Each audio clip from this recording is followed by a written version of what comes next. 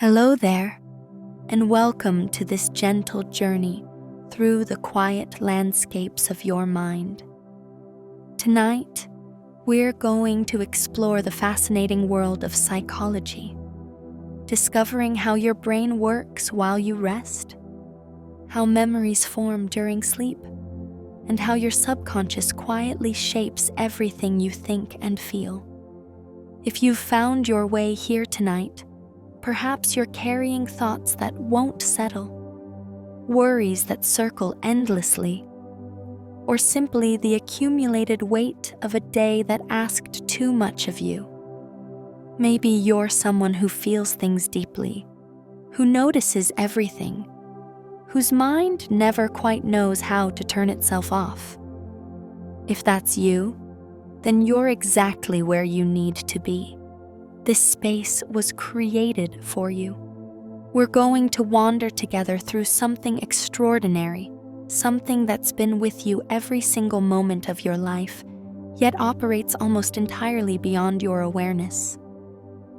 We're going to explore the language of your subconscious mind, that vast inner universe where your deepest patterns live, where your memories are stored, where your emotional responses are shaped.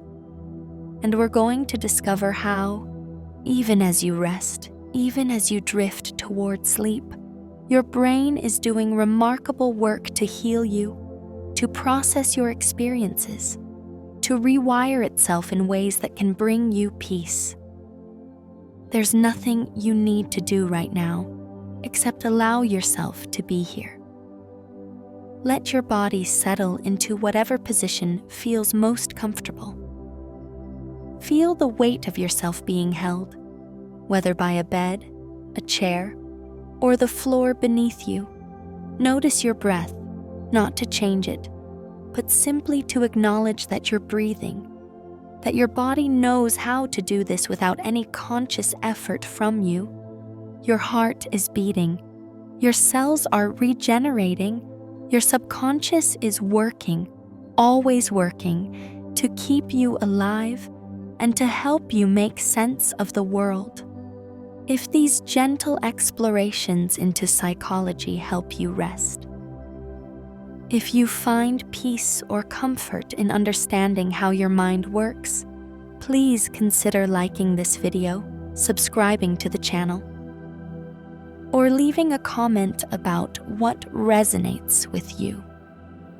It helps others who need this kind of calm find their way here too, one sleepy soul at a time. As we move through these ideas together, some things might resonate deeply while others drift past like clouds. That's perfectly fine. Your subconscious is listening in its own way, taking what it needs, filing things away in places you might not even be aware of until much later. There's no test at the end of this. No need to remember everything or even anything at all. We're simply here, together, exploring the gentle mystery of how your mind works beneath the surface of consciousness. Let's begin by considering something quite remarkable. Right now, as you're reading or listening to these words, your conscious mind is engaged in following the meaning, perhaps wondering where this is all going. But beneath that surface awareness, your subconscious mind is processing approximately 11 million pieces of information every single second. 11 million. Your conscious mind, by contrast, can handle only about 40 to 50 bits of information per second. Think about that extraordinary difference. The part of you that feels like you, the thinking, deciding, aware part, is working with less than 1% of the information your brain is actually receiving and processing. This isn't a flaw in your design. It's actually what makes it possible for you to function in an impossibly complex world. Your subconscious acts as an incredibly sophisticated filter, sorting through the endless stream of sensory input deciding what deserves the attention of your conscious mind and what can be handled automatically in the background. Right now, it's regulating your body temperature, managing your digestion, maintaining your balance, tracking sounds in your environment for any signs of danger, and doing thousands of other tasks that would overwhelm your conscious mind if you had to think about each one. The relationship between your conscious and subconscious mind is something like an iceberg. The small portion visible above the water, that's your conscious awareness, your deliberate thoughts, your intentional decisions. But the vast bulk of the iceberg, the part submerged beneath the surface, that's your subconscious, holding your memories, your learned behaviors, your automatic responses, your deep beliefs about yourself and the world.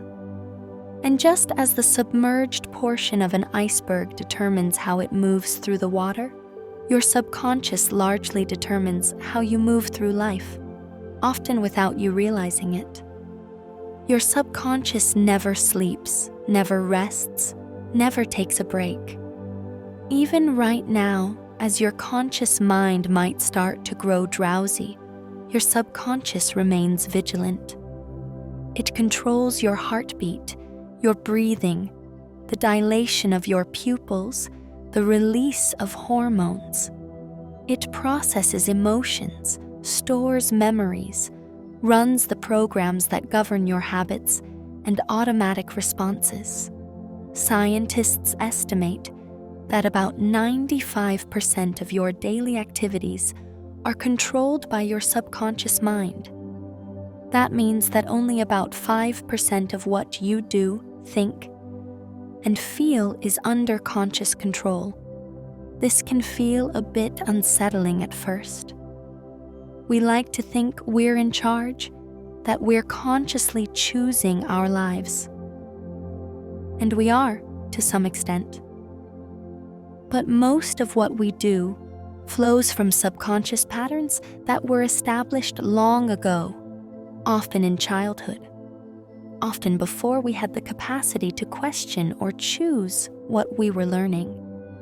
Your subconscious is like a vast library of programs accumulated over your entire lifetime, each one installed through experience, through repetition, through emotional intensity.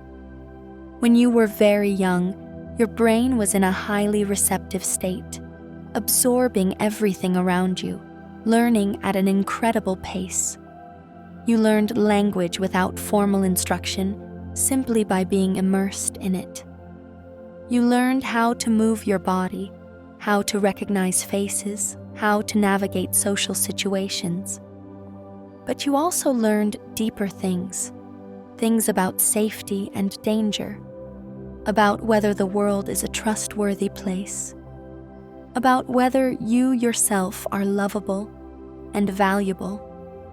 These deep learnings happened largely through observation and experience, not through conscious thought.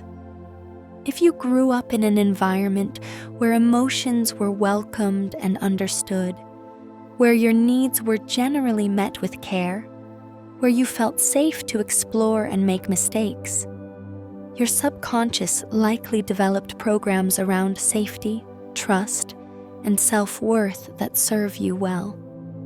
But if your early environment was unpredictable, if love felt conditional, if you had to work hard to get your needs met, or to keep the peace, your subconscious developed different programs, ones focused on vigilance, on earning approval, on minimizing risk. Here's the important part, and this is where compassion for yourself becomes essential. Your subconscious was doing the best it could with the information it had.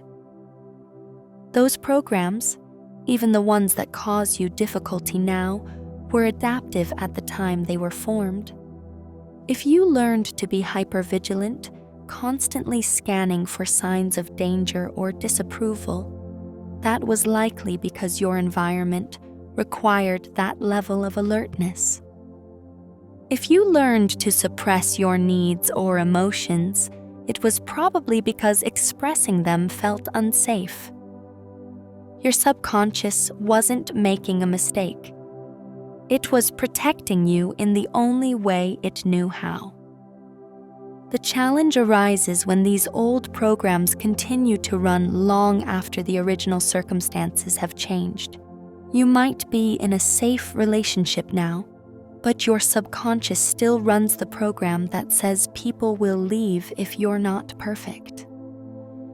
You might be competent and successful in your work, but your subconscious still whispers that you're not enough, that you're going to be found out as a fraud. These aren't character flaws.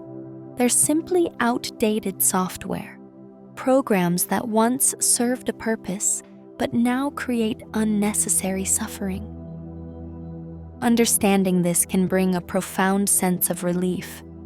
So much of what you struggle with, the anxiety that seems to come from nowhere, the self-criticism that feels impossible to silence, the patterns in relationships that repeat despite your best intentions.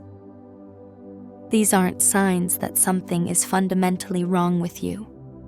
They're signs that your subconscious is still running old programs, still trying to protect you from dangers that may no longer exist. The beautiful news, and this is truly revolutionary, is that your brain remains capable of change throughout your entire life. This capacity is called neuroplasticity, and it means that the neural pathways in your brain, the physical structures that underlie your thoughts, emotions, and behaviors, can be rewired. You're not stuck with the programming you received early in life. You can, with patience and practice, install new programs, create new neural pathways, teach your subconscious new ways of responding to the world.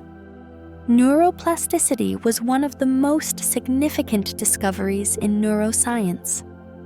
For a long time, scientists believed that the brain was relatively fixed after childhood, that you were essentially stuck with whatever neural wiring you developed early on. But research over the past several decades has completely overturned that assumption. Your brain is constantly changing, constantly forming new connections, constantly pruning away connections that aren't being used. Every experience you have, every thought you think, every behavior you repeat is physically changing your brain. There's a phrase in neuroscience that captures this beautifully. Neurons that fire together, wire together. When particular neurons activate in sequence, the connections between them strengthen. Do something often enough. Think something often enough. And those neural pathways become like well-worn trails through a forest, the path of least resistance. This is how you learned to walk, to talk, to read. At first, these activities required intense conscious effort, every movement carefully thought out. But with repetition, the neural pathways became so strong that the activities moved from conscious control to subconscious competence. Now you walk without thinking about each step, talk without consciously constructing each sentence, read without sounding out each letter. The same process that automated these skills can also automate patterns you might wish were different. If you've spent years criticizing yourself, thinking anxious thoughts, interpreting neutral situations as threatening, those neural pathways have become very strong. Your subconscious has learned these patterns so well that they've become automatic. The thought arises without conscious intention. The anxiety appears seemingly out of nowhere. The self-critical voice speaks before you've even decided to listen to it.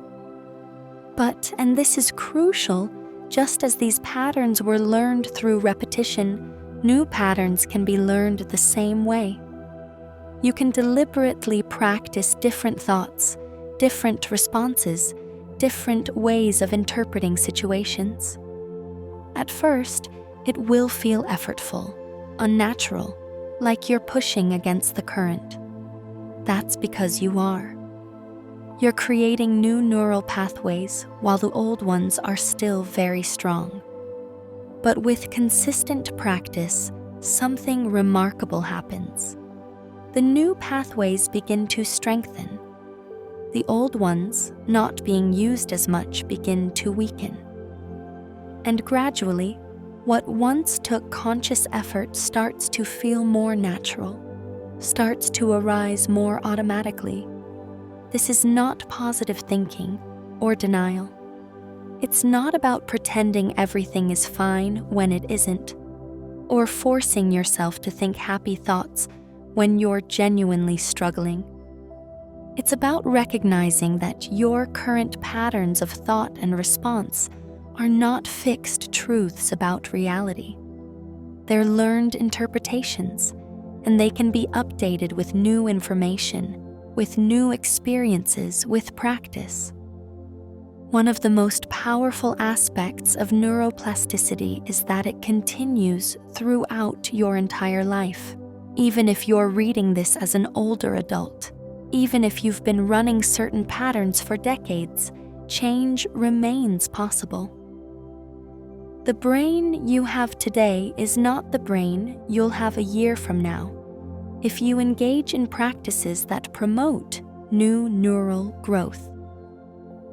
And one of the most important times for this growth and rewiring to occur is during sleep, particularly during the dream stage called REM sleep. Sleep is not a passive state where your brain simply shuts down to rest.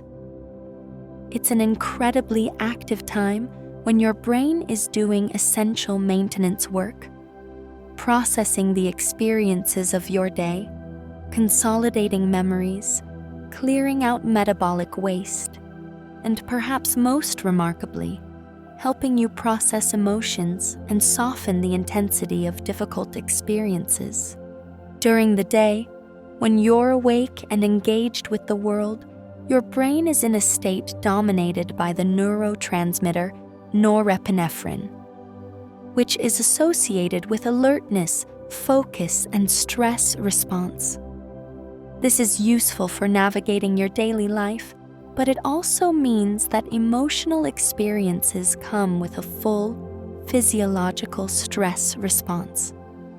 Your heart might race, your muscles tense, your breathing quicken.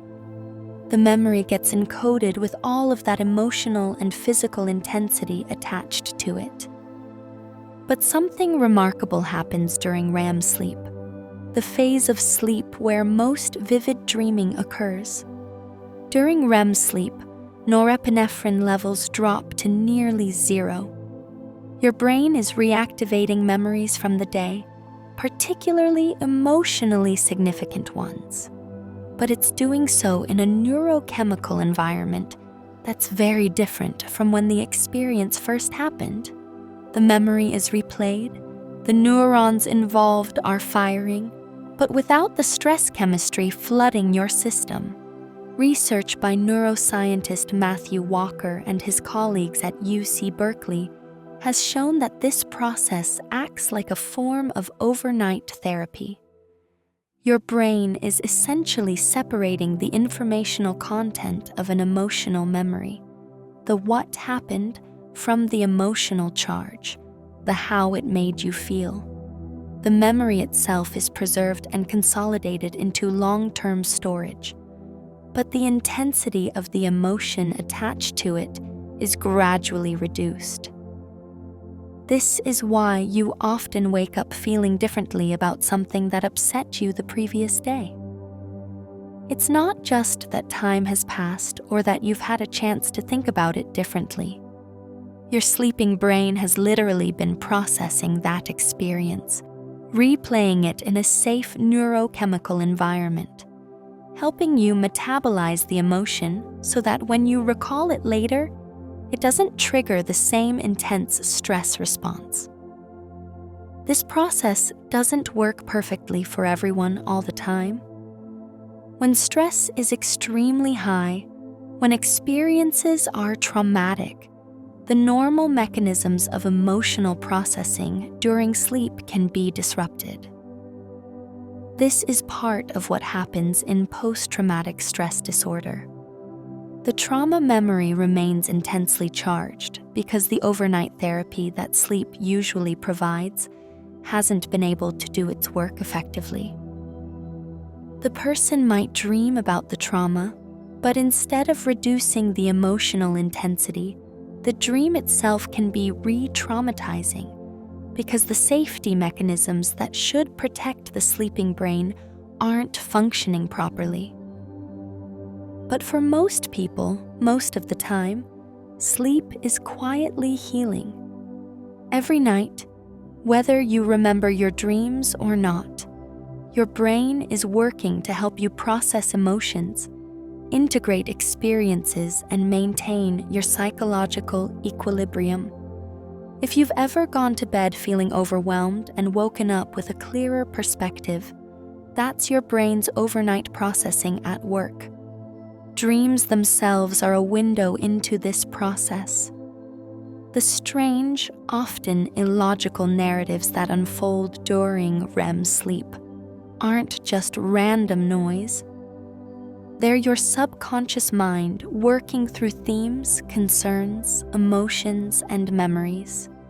Dreams take the raw material of your waking life and recombine it in novel ways, creating scenarios that might feel bizarre or surreal, but often carry emotional truth. You might dream about being unprepared for an exam in a class you haven't taken in decades. The literal content, the exam, the classroom, might not be relevant to your current life. But the emotional content, the feeling of being unprepared or judged, might be very relevant to something you're currently experiencing. Your subconscious is using old imagery to process current feelings. Or you might dream about someone from your past appearing in a completely different context. Your subconscious isn't predicting that you'll run into this person or sending you a message about them specifically. It might be using that person as a symbol, calling up the feelings or qualities you associate with them, because those feelings or qualities are relevant to something you're processing now. Understanding dreams this way can make them less confusing and more interesting. They're not prophecies or random firing of neurons. They're your subconscious mind speaking in its native language, the language of symbol and metaphor, emotion and association. You don't need to analyze every dream or figure out what each element means. But paying attention to the emotional tone of your dreams, the themes that recur, the feelings that linger after you wake, that can give you valuable information about what your subconscious is working on. The subconscious also communicates through what we call intuition or gut feelings. Have you ever met someone and immediately felt uneasy, even though they seemed perfectly pleasant on the surface? Or felt drawn to a particular path or decision without being able to articulate why? That's your subconscious at work.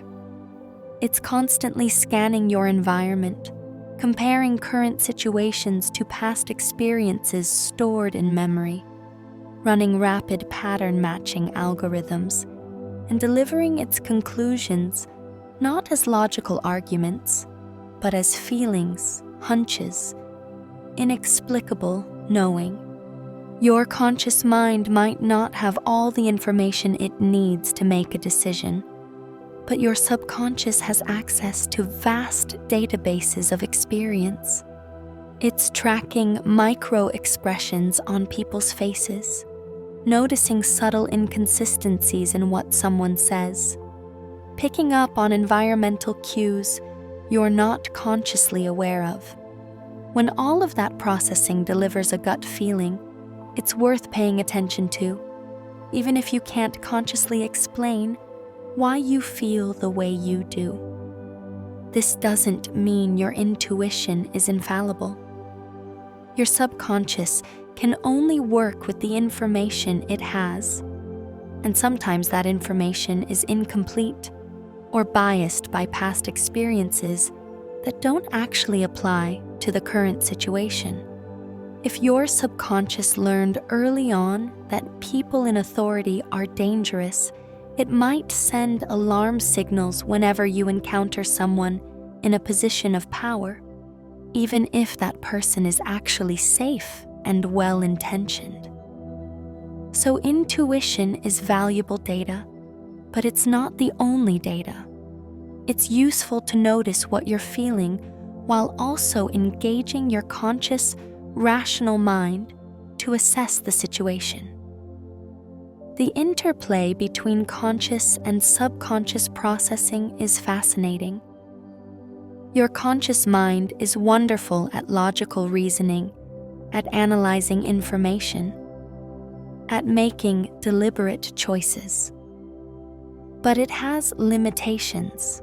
It can only hold a few pieces of information in awareness at once. It gets tired. It can be misled by cognitive biases and logical fallacies.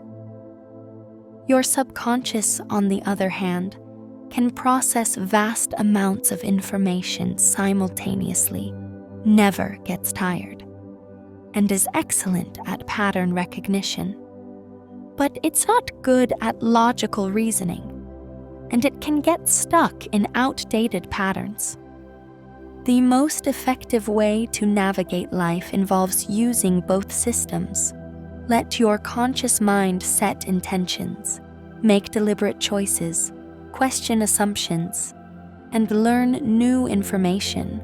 Let your subconscious handle the routine tasks, alert you to patterns and connections you might not consciously notice, and guide you with intuition. And crucially, use your conscious mind to gently update your subconscious, to teach it new patterns that better serve your current life and goals. This updating process happens through experience and repetition. If your subconscious has learned that it's not safe to express your needs, you can't just consciously decide to believe otherwise and expect everything to change. But you can start practicing expressing small needs in safe contexts. Each time you do and the feared consequence doesn't happen, you're giving your subconscious new data. You're creating a new experience for it to learn from. At first, expressing needs might trigger intense anxiety because your old programming is screaming that this is dangerous. But if you stay with the process, if you gradually build evidence that it's actually safe, your subconscious will slowly update its programming. The anxiety will lessen. The new behavior will start to feel more natural. You're not fighting against your subconscious. You're gently teaching it, providing it with new experiences that allow it to learn something different. This process requires patience and self-compassion.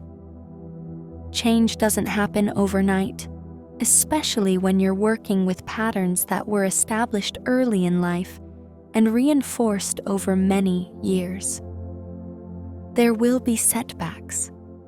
There will be times when the old programming takes over despite your best efforts. That's not failure.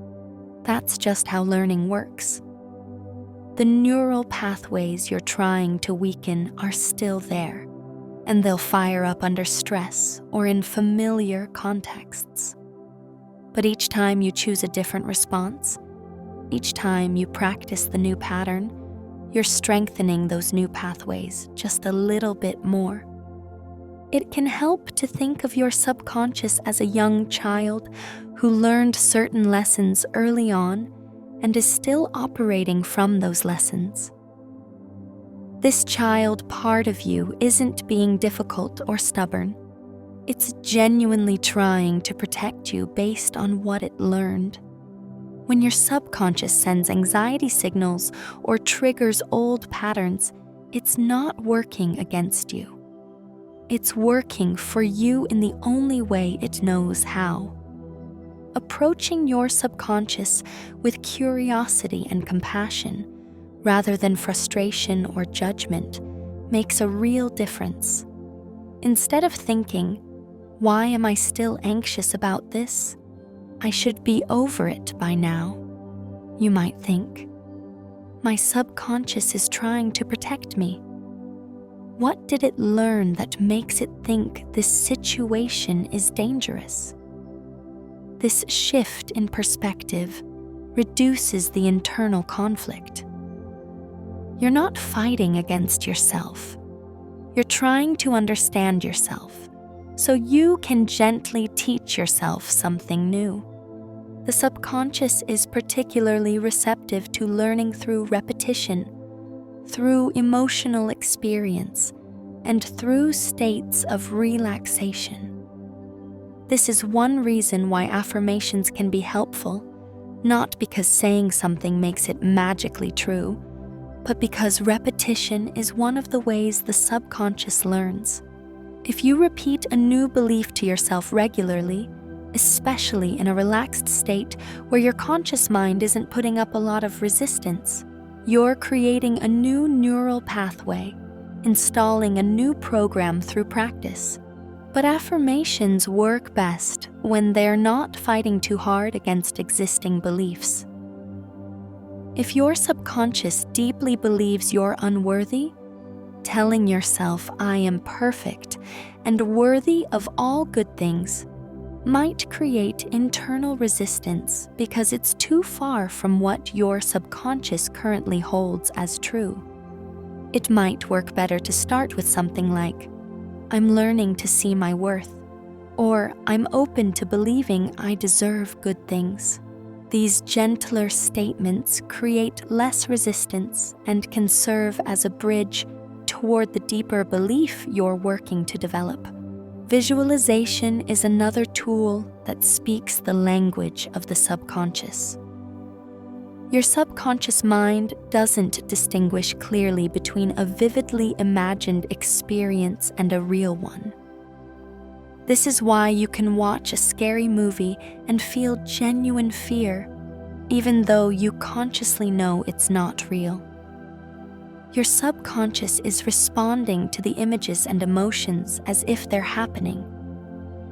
You can use this to your advantage. If you're working to build confidence in a particular situation, you can visualize yourself handling it well, feeling calm and capable. When you do this repeatedly, you're creating a kind of mental rehearsal. Your subconscious is experiencing the successful outcome, and that experience gets encoded in memory.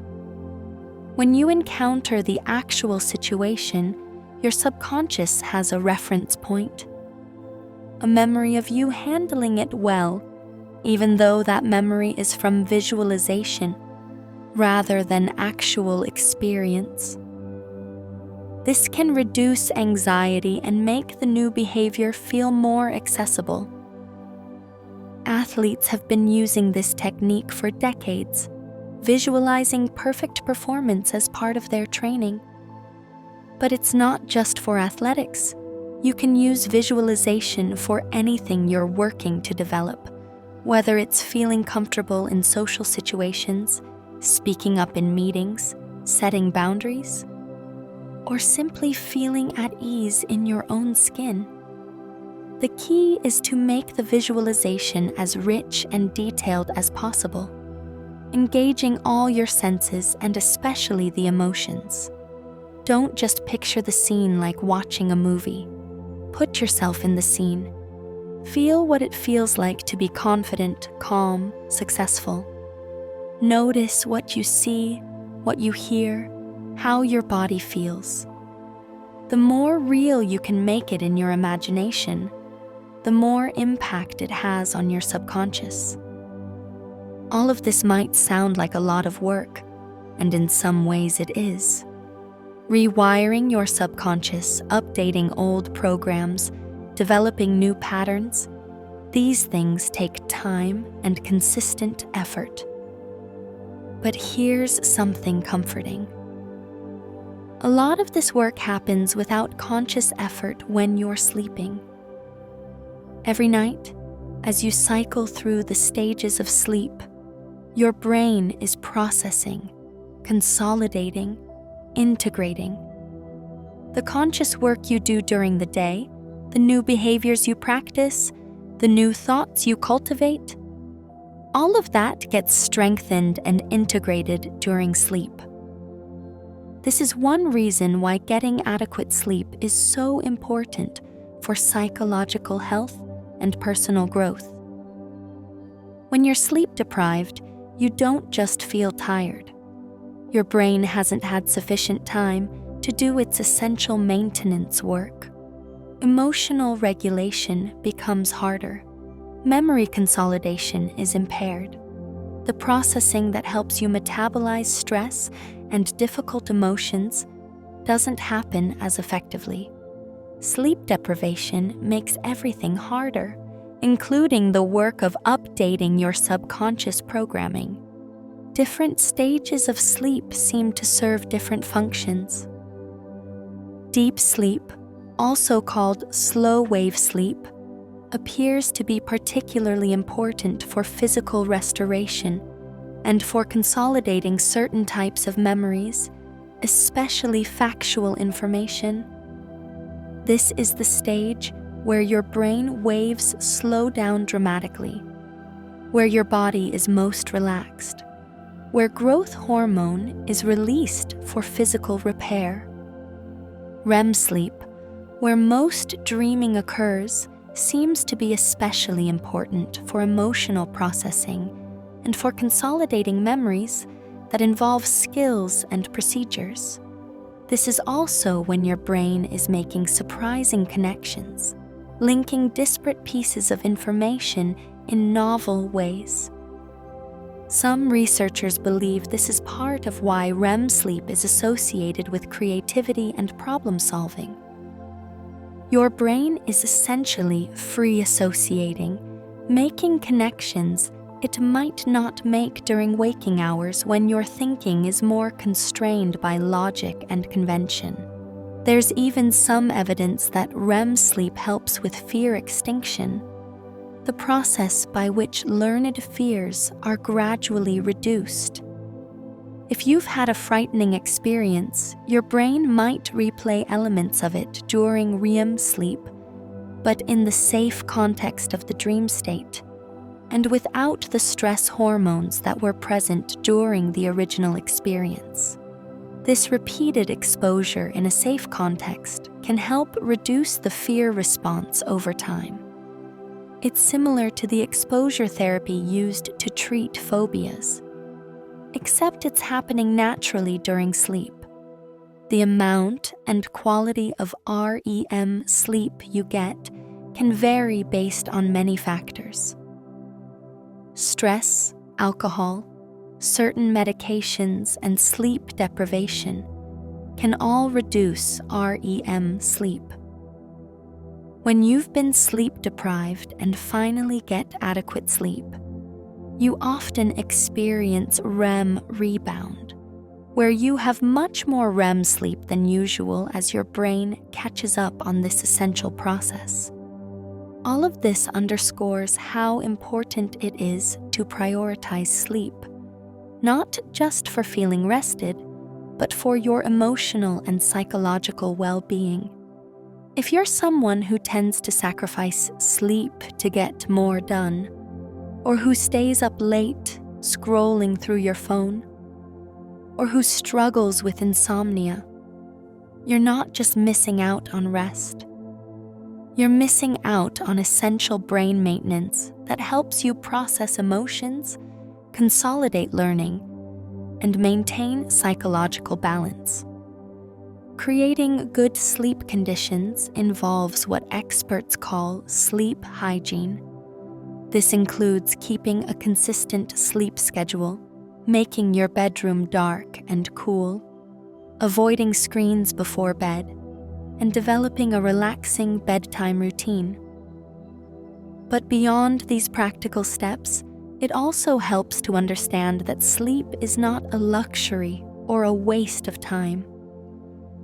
It's an essential process during which your brain does vital work that can't be done as effectively while you're awake. If you struggle with insomnia or difficulty falling asleep, it's often because your mind won't quiet down. Thoughts keep spinning, worries demand attention.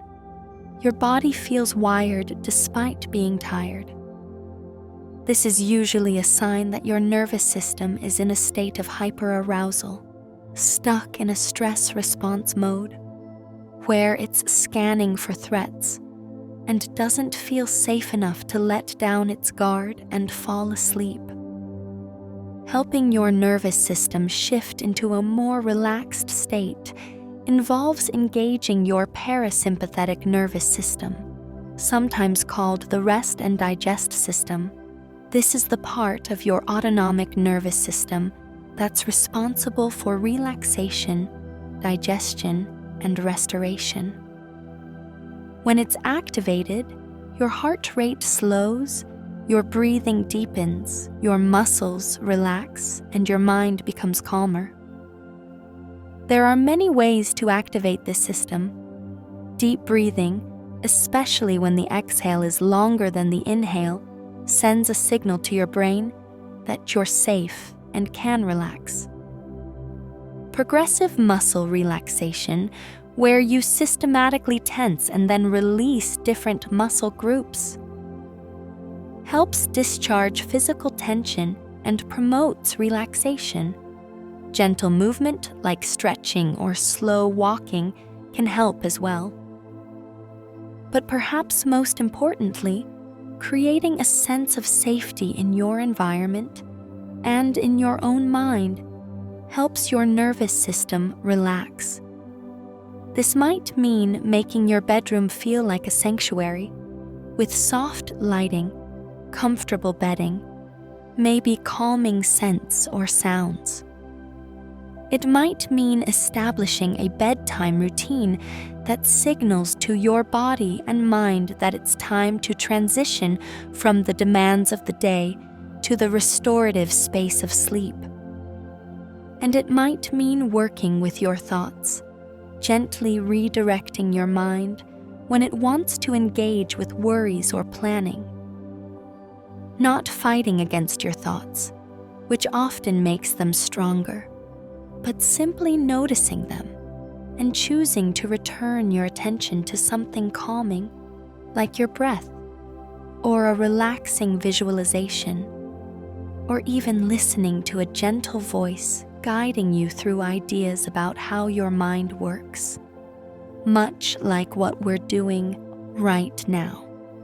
For people whose minds are very active, who are natural overthinkers, who feel things deeply, the transition to sleep can be particularly challenging. Your mind wants to process, to solve, to understand. It might feel like if you just think about something a little more, you'll figure it out, and then you'll be able to relax. But this often backfires. The more you think, the more activated your mind becomes, the further away sleep feels. It can help to remind yourself that your subconscious will continue processing while you sleep. You don't have to solve everything before you can rest. In fact, you're more likely to gain insight and clarity after sleep than before it. The saying "sleep on it" exists because people have noticed that problems often look different in the morning, that solutions sometimes arrive after rest rather than through determined thinking. Trusting your subconscious to do its work while you sleep is a form of letting go. It's acknowledging that your conscious mind doesn't have to control everything, figure out everything, solve everything right now. Your deeper mind is capable and intelligent. It will continue processing, making connections, working on problems while you rest. And you'll wake up with whatever insights or clarity are available to you at that time. This kind of trust is not always easy, especially if you've learned to rely heavily on your conscious thinking mind to keep you safe. But it's a skill that can be developed with practice.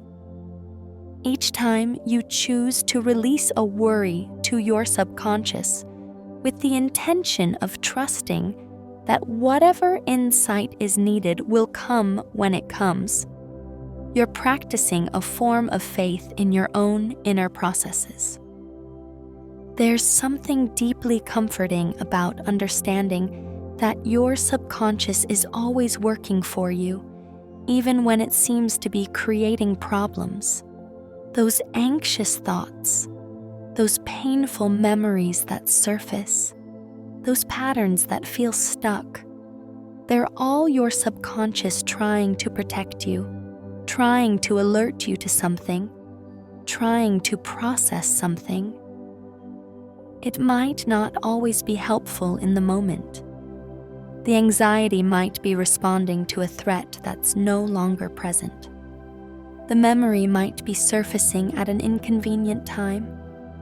The pattern might be creating more problems than it solves.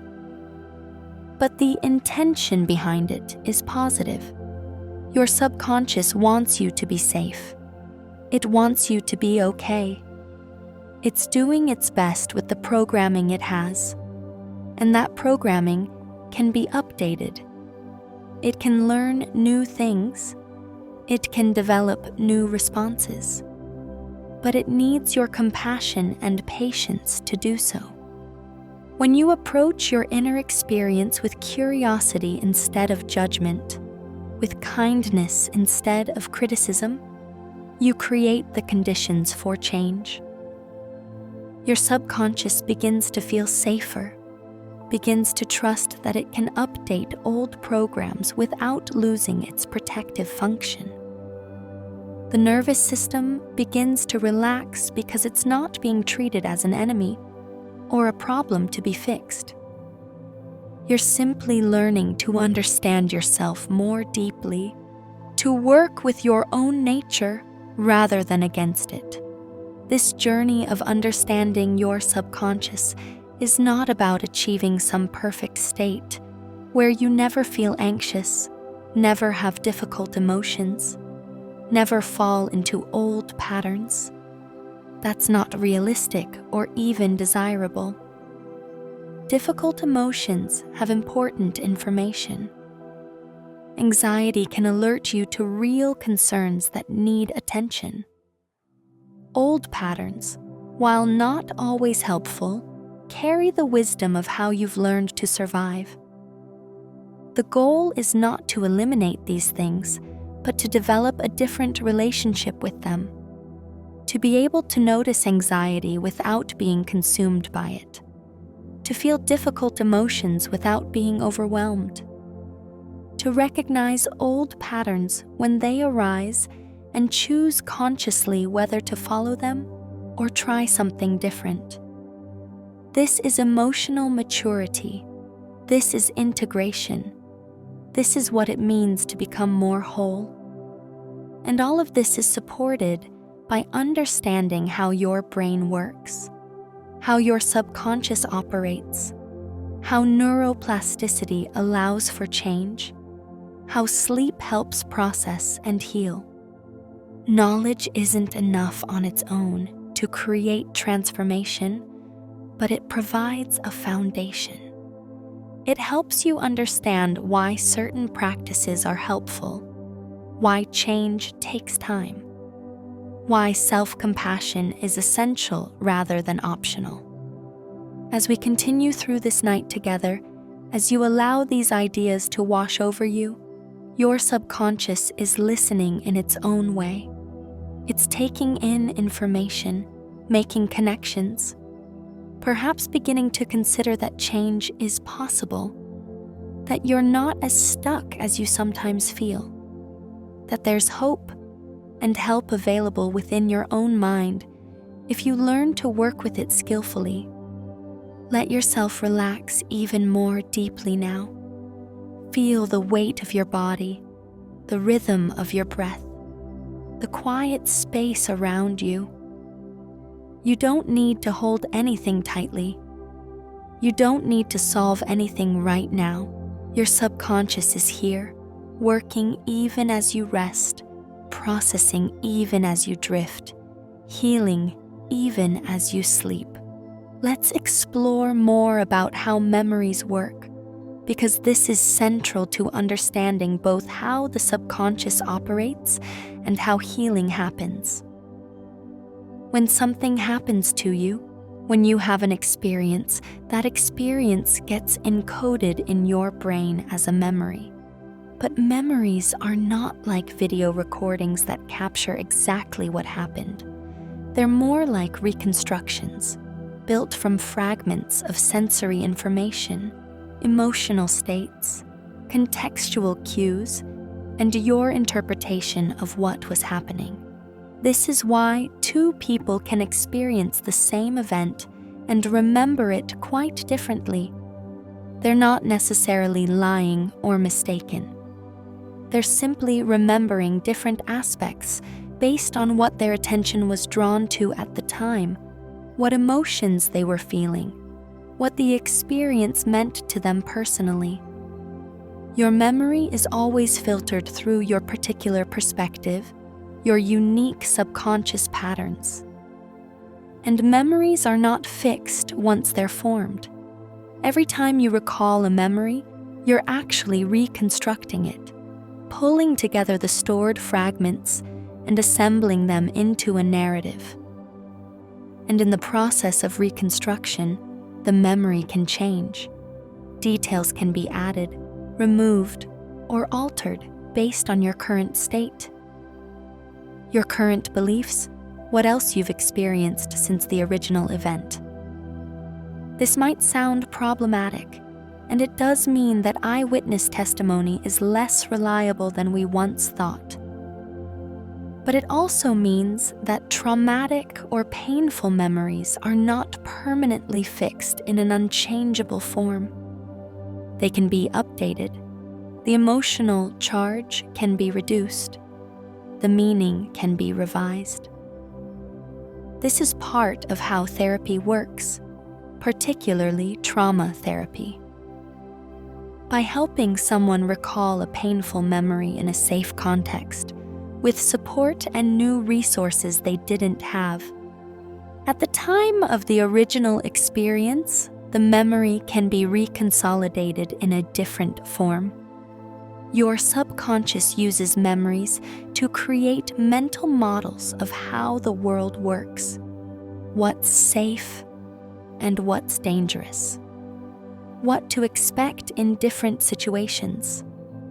These models guide your behavior, often outside of conscious awareness.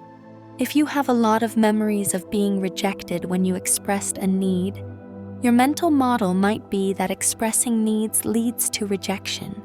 So your subconscious will generate anxiety whenever you consider expressing a need, trying to protect you from the predicted outcome. But mental models can be updated with new information. If you have new experiences where expressing needs leads to positive outcomes, your subconscious can revise its model. The update doesn't happen instantly. The old model has been confirmed many times and is well established. But with repeated new experiences, the model can shift. This is why therapy often involves creating corrective emotional experiences, situations where old expectations are violated in a positive way, providing the subconscious with evidence that its old models need revision. Sleep plays a crucial role in memory consolidation and updating. During sleep, particularly during deep sleep and REM sleep, memories from the day are replayed. The brain is essentially reviewing what happened, deciding what's important enough to keep, integrating new information with existing knowledge, and sometimes discovering new connections or patterns. This process is not random. Memories that have emotional significance are more likely to be consolidated and retained. This makes evolutionary sense. Experiences that had emotional impact are often experiences where you learned something important about danger, safety, resources, or social connections. Your brain prioritizes holding on to information that might be important for survival and thriving. But as we discussed earlier, during REM sleep, this consolidation happens in a neurochemical environment where stress hormones are very low. So emotionally significant memories get consolidated, but the emotional intensity gets turned down. This is adaptive. You want to remember what you learned from a frightening experience, but you don't want to remain terrified every time you recall it. Your sleeping brain is helping you retain the lesson while reducing the emotional cost of the memory. For people with PTSD, this process is disrupted. The trauma memory gets consolidated with all of its emotional intensity intact. The overnight therapy doesn't work the way it should. This is why trauma-focused therapy is often necessary to help process these memories in a way that reduces their charge. But understanding that this is a disruption of a natural healing process can be hopeful. It means the problem isn't that you're broken. It's that a normal process got overwhelmed by the intensity of what happened. The more we learn about memory, the more we understand that memories are dynamic, changeable, and deeply influenced by context and emotional state. This has profound implications for healing. It means you're not permanently marked by what happened to you. The past can be remembered in ways that are less painful, less all-consuming, less defining of who you are. This doesn't mean forgetting. It doesn't mean pretending difficult things didn't happen. It means those experiences can become integrated into your life story in a way that allows you to move forward, rather than remaining stuck. The memory becomes something that happened to you rather than something that is you. It becomes part of your history, but not the entirety of your identity. For overthinkers, for sensitive people, memory can feel like both a gift and a burden. You remember vividly. You notice details others miss. You replay experiences, analyzing what happened, what it meant, what you could have done differently.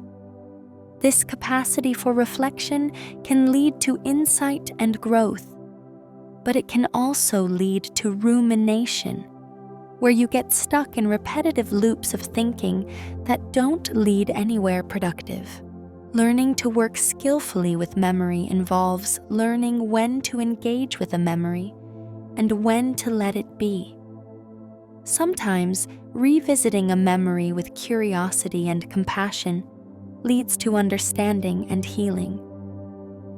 But sometimes it's more helpful to acknowledge that a memory is present and then gently redirect your attention elsewhere.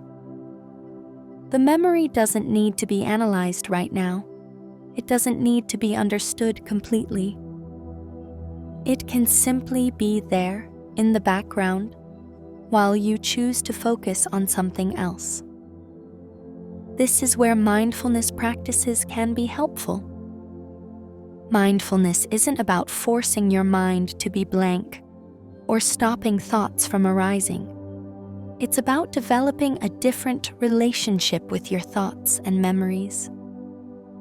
Instead of being completely identified with them, completely caught up in their content, you can learn to observe them with a bit of distance. Oh, there's that memory again. There's that worried thought. Interesting.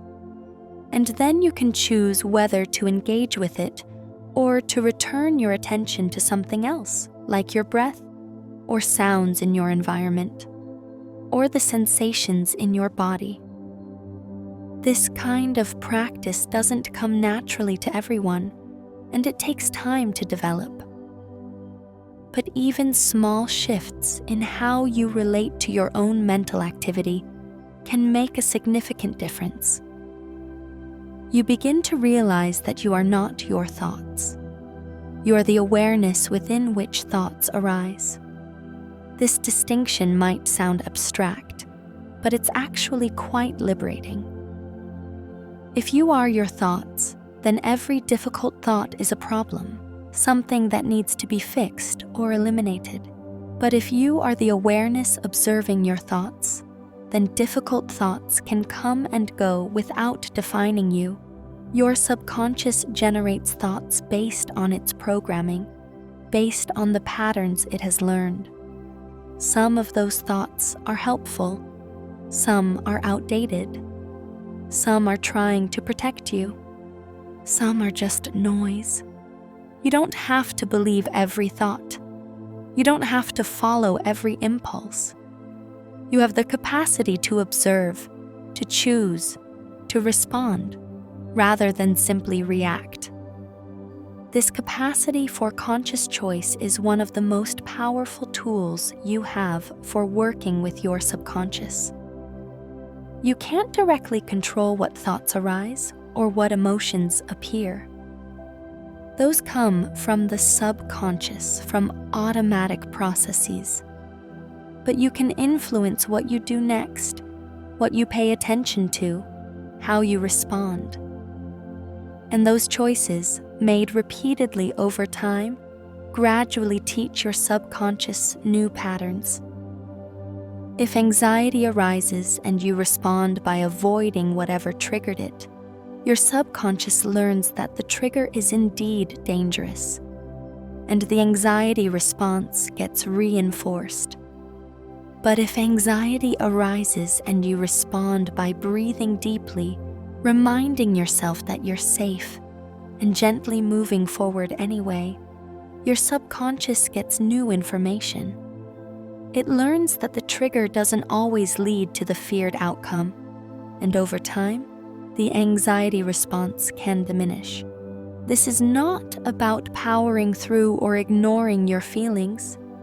It's about working with them skillfully, respecting the information they contain, while not being completely controlled by them. Anxiety might be alerting you to something worth paying attention to, or it might be a false alarm based on old programming. You need to use your conscious mind to assess the situation while also acknowledging what your subconscious is communicating through the anxiety. All of this requires a delicate balance. Being too much in your head, trying to consciously control everything, can actually increase anxiety and disconnect you from your intuitive wisdom. But being completely driven by subconscious patterns without conscious reflection can keep you stuck in unhelpful responses. The sweet spot is a kind of partnership where your conscious mind and subconscious work together. each contributing its particular strengths. As you lie here, allowing your body to settle more deeply into rest, you might notice thoughts arising, worries trying to capture your attention, your mind wanting to engage with problems or plans.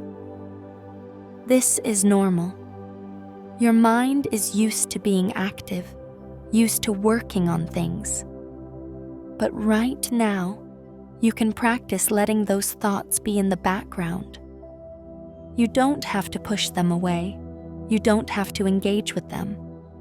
You can simply acknowledge their presence and return your attention to the sound of these words, or to your breathing, or to the sensation of resting.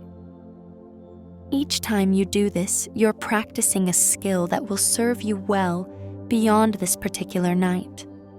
You're practicing not being at the mercy of every thought that arises.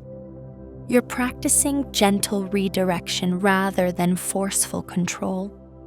You're practicing trust in your own capacity to rest, even when your mind is active. Sleep will come in its own time. You can't force it, but you can create the conditions for it. And those conditions include relaxation, yes, but also a sense of safety, a willingness to let go of control, a trust that your subconscious will continue its work while you rest, all of which we're cultivating together right now. Let's explore the concept of emotional regulation, because this is something that happens both consciously and subconsciously, and understanding it can bring great relief. Emotional regulation refers to the processes by which you influence which emotions you have, when you have them, and how you experience and express them. This isn't about suppressing emotions or pretending to feel something you don't. It's about having the capacity to work with your emotions skillfully rather than being completely at their mercy. Some emotional regulation happens automatically, subconsciously. If you've learned healthy ways to cope with strong emotions, if you grew up in an environment where emotions were understood and managed well, your subconscious likely has good emotional regulation strategies already in place. You might find that you naturally take a few deep breaths when stressed, or seek out a friend to talk to when upset, or engage in activities that help you feel better.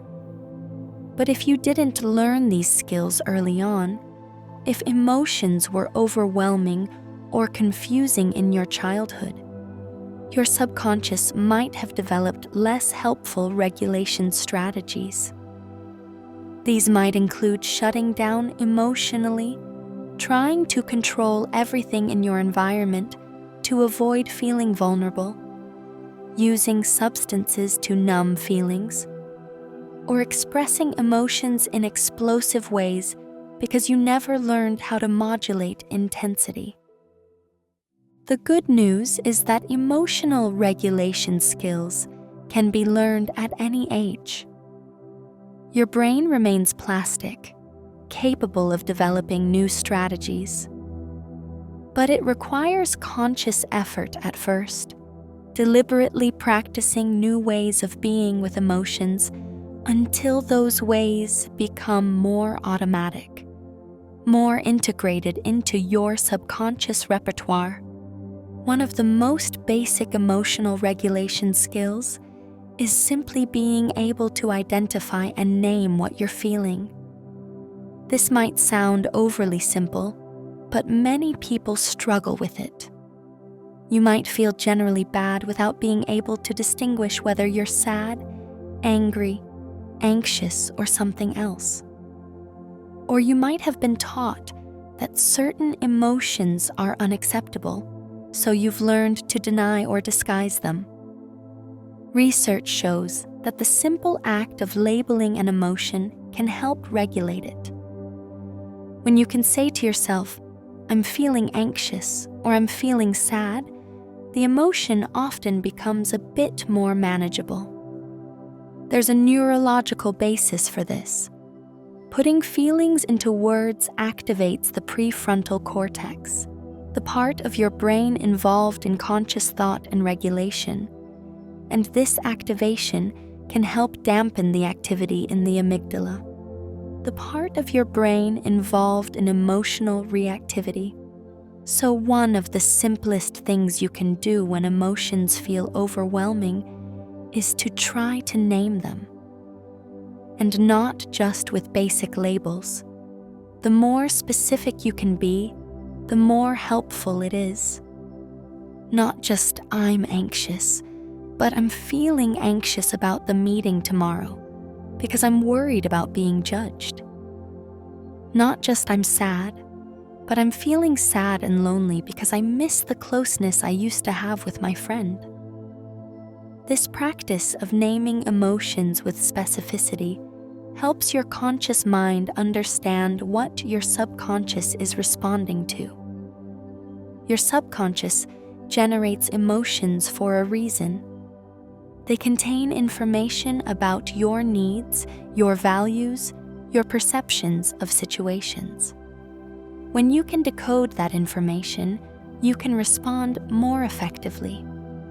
Another emotional regulation skill involves working with the physical sensations of emotions. Emotions aren't just mental experiences, they're embodied. Anxiety comes with a racing heart, shallow breathing, muscle tension. Sadness comes with heaviness, low energy, perhaps tightness in the chest or throat. Anger brings heat, tension, a surge of energy. You can work with emotions through the body. If anxiety has you breathing shallowly and rapidly, you can deliberately slow and deepen your breath. This sends signals to your nervous system that you're safe, and the anxiety often lessens in response. If sadness has you collapsed and low energy, gentle movement, even just stretching or walking, can shift the physical state and often shifts the emotional state along with it. This isn't about bypassing emotions or pretending they're not there. It's about recognizing that emotions and physical states are interconnected, and that you can use that connection to help regulate intensity. You're not trying to eliminate the emotion. You're trying to bring it into a manageable range where you can still function and respond thoughtfully, rather than being completely overwhelmed. Sleep plays an important role in emotional regulation. When you're sleep deprived, the amygdala, your brain's emotion center, becomes more reactive. Things that wouldn't normally upset you become much more distressing. Your capacity to regulate emotions consciously is diminished because the prefrontal cortex, which provides that regulation, isn't functioning as well. And the automatic regulation that happens during sleep hasn't had a chance to work. This is why everything often feels more manageable after a good night's sleep. It's not just that you're rested, it's that your brain has had a chance to process emotions, to consolidate memories without their full emotional charge, to reset your emotional baseline.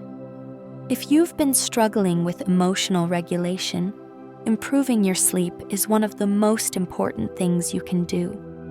For people who are naturally sensitive, who feel things intensely, emotional regulation can be particularly challenging, but also particularly important. Your sensitivity is not a flaw. It allows you to experience beauty, connection, and meaning deeply. It makes you empathetic, aware, and often creative. But it also means you can be easily overwhelmed, that emotions can feel too big, that you need to be especially mindful about taking care of your nervous system. Part of this care involves recognizing your limits and respecting them. highly sensitive people often need more downtime, more quiet, more time to process experiences. Pushing yourself to keep up with people who have a higher threshold for stimulation will often backfire, leaving you depleted and dysregulated. There's nothing wrong with needing to leave the party early, or taking a day to recover after intense social interaction, or saying no to commitments when you're already feeling stretched thin. Learning to honor your own needs, even when they're different from others' needs, is a form of self-compassion and also a practical strategy for maintaining emotional regulation. When you consistently override your limits, your nervous system stays in a state of stress, and emotional regulation becomes much harder. But when you respect your needs, you create the conditions for your nervous system to feel safe, and regulation becomes easier. All of this is part of working with your subconscious rather than against it. Your subconscious is trying to alert you when you're overwhelmed, when you need to rest, when something doesn't feel right. Those signals might come as emotions, as physical sensations, as that vague sense that something is off. Learning to listen to those signals and respond to them is a form of internal communication, a way of honoring the wisdom your subconscious is trying to share. As you continue to rest here, notice if you're carrying any tension in your body. Without forcing anything, see if you can soften that tension just a bit. Maybe your shoulders are pulled up toward your ears. Maybe your jaw is clenched. Maybe you're holding your breath. These are all signs that your nervous system is in a protective state.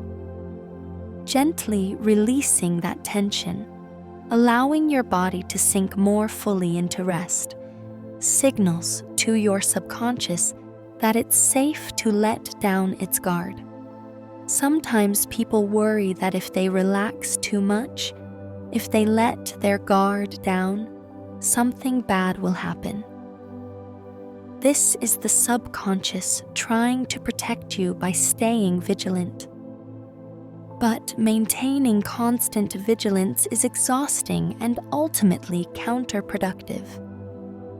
You can't sustain that level of alertness long-term without burning out. And ironically, chronic stress actually impairs your ability to respond effectively to real threats because you're already depleted. True safety often comes from having periods of deep rest balanced with periods of engaged activity. When you allow yourself to rest fully, you're not being careless or irresponsible. You're giving your nervous system a chance to recover so that you have resources available when you actually need them. Your subconscious needs to learn that rest is safe, that letting go doesn't lead to disaster, that you can trust yourself to respond when necessary without maintaining constant hypervigilance. This learning happens gradually through repeated experiences of resting and finding that you're okay, that nothing terrible happened while you weren't on high alert. Each time you practice releasing tension and allowing rest, you're teaching your subconscious something new. You're updating its programming about safety and danger, about when vigilance is necessary, and when it can be released. Let's talk about self-compassion, because this is perhaps one of the most powerful tools for working with your subconscious and promoting healing. Self-compassion involves treating yourself with the same kindness, care, and understanding you would offer to someone you care about who is struggling. It seems simple, but for many people, it's actually quite difficult. We often hold ourselves to standards we would never impose on others. criticize ourselves in ways we would never criticize a friend, and deny ourselves the comfort we would readily offer someone else. Researcher Kristen Neff has identified 3 main components of self-compassion. The first is self-kindness versus self-judgment.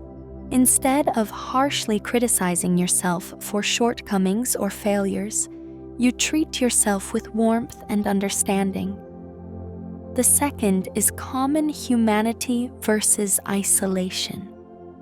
Instead of feeling that your struggles are uniquely yours, a sign that something is wrong with you specifically, you recognize that suffering and imperfection are part of the shared human experience. Everyone struggles. Everyone makes mistakes. Everyone has painful experiences. You're not alone in this. The third is mindfulness versus over-identification. Instead of getting completely caught up in difficult emotions or ruminating endlessly on problems, you hold your experience with balanced awareness, acknowledging what's difficult without letting it completely consume you. These 3 components work together to create a stance toward yourself that is compassionate, balanced, and wise. And research shows that self-compassion is associated with greater emotional resilience, lower anxiety and depression, better stress management, and even improved physical health.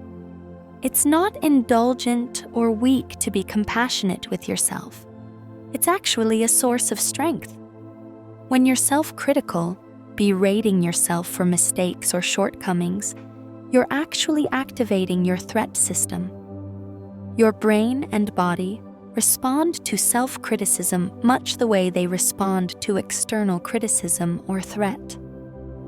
Stress hormones increase, your nervous system goes into a defensive state, and you end up feeling worse, not better.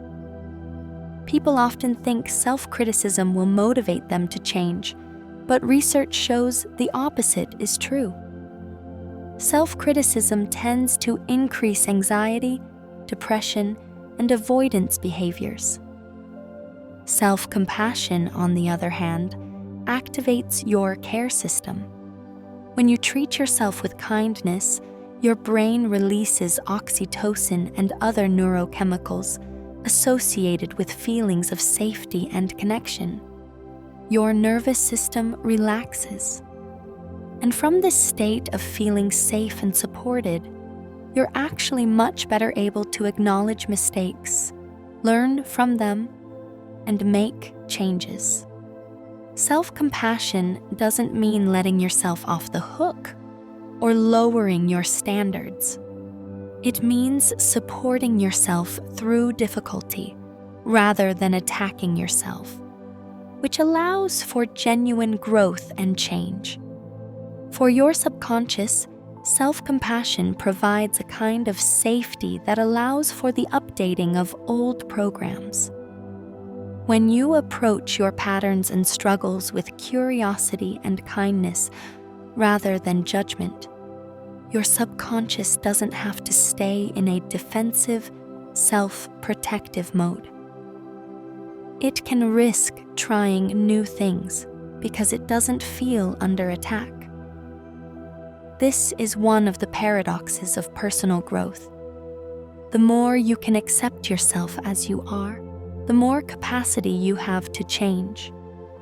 Practicing self-compassion often starts with simply noticing self-criticism when it arises. That voice in your head that says you're not good enough, that you should have known better, that you're somehow fundamentally flawed. That voice isn't objective truth.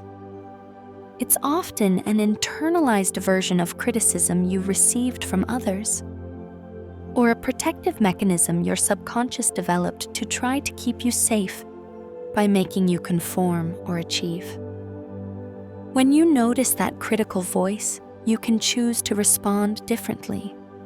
Instead of believing its message or arguing with it, You can simply acknowledge it with something like, "There's that critical voice again. I notice it's here." And then you can deliberately offer yourself kindness. "This is hard. I'm doing my best. Everyone struggles with this. It's okay to be imperfect." At first, this might feel awkward or insincere. That's normal. Your subconscious isn't used to being spoken to this way. But with practice, self-compassionate self-talk becomes more natural, and the critical voice often becomes quieter. You're essentially installing a new program, a new way of relating to yourself through repetition and practice. Self-compassion is particularly important for highly sensitive people and overthinkers because you're so aware of your own struggles, so prone to analyzing what you could have done better, so hard on yourself when you fall short of your own expectations. Your capacity for insight and self-reflection is a gift, but it can become a weapon turned against yourself if it's not balanced with compassion. Imagine how you would respond to a good friend who came to you with the same struggles you're facing. You wouldn't tell them they're weak or broken or fundamentally flawed. You would probably listen with empathy, acknowledge how hard things are for them, remind them of their strengths, and offer encouragement. That's what self-compassion is, offering yourself that same quality of care. As you rest here now, you might practice bringing some compassion to whatever you're experiencing. If you're feeling restless or having trouble settling, instead of criticizing yourself for not being able to relax, you might say to yourself, "It's okay. My mind is active tonight. That's understandable, given everything I carry. I'm still doing my best to rest." If you're feeling sad or lonely, instead of judging those feelings, you might acknowledge, "These are hard feelings. It makes sense to feel this way given my experiences. I'm here with myself in this." This kind of gentle, compassionate internal dialogue helps your nervous system feel safe. It signals to your subconscious that you're not under threat, that you're being cared for, even if that care is coming from yourself. And from this place of feeling safe and cared for, your body and mind can relax more deeply. Let's explore the fascinating interplay between your attention and your experience. What you pay attention to shapes your reality in profound ways. Your conscious mind can only hold a few things in awareness at any given time. This means that out of all the possible things you could be paying attention to, you're selecting just a small subset. And what you select determines largely what your experience is in any given moment.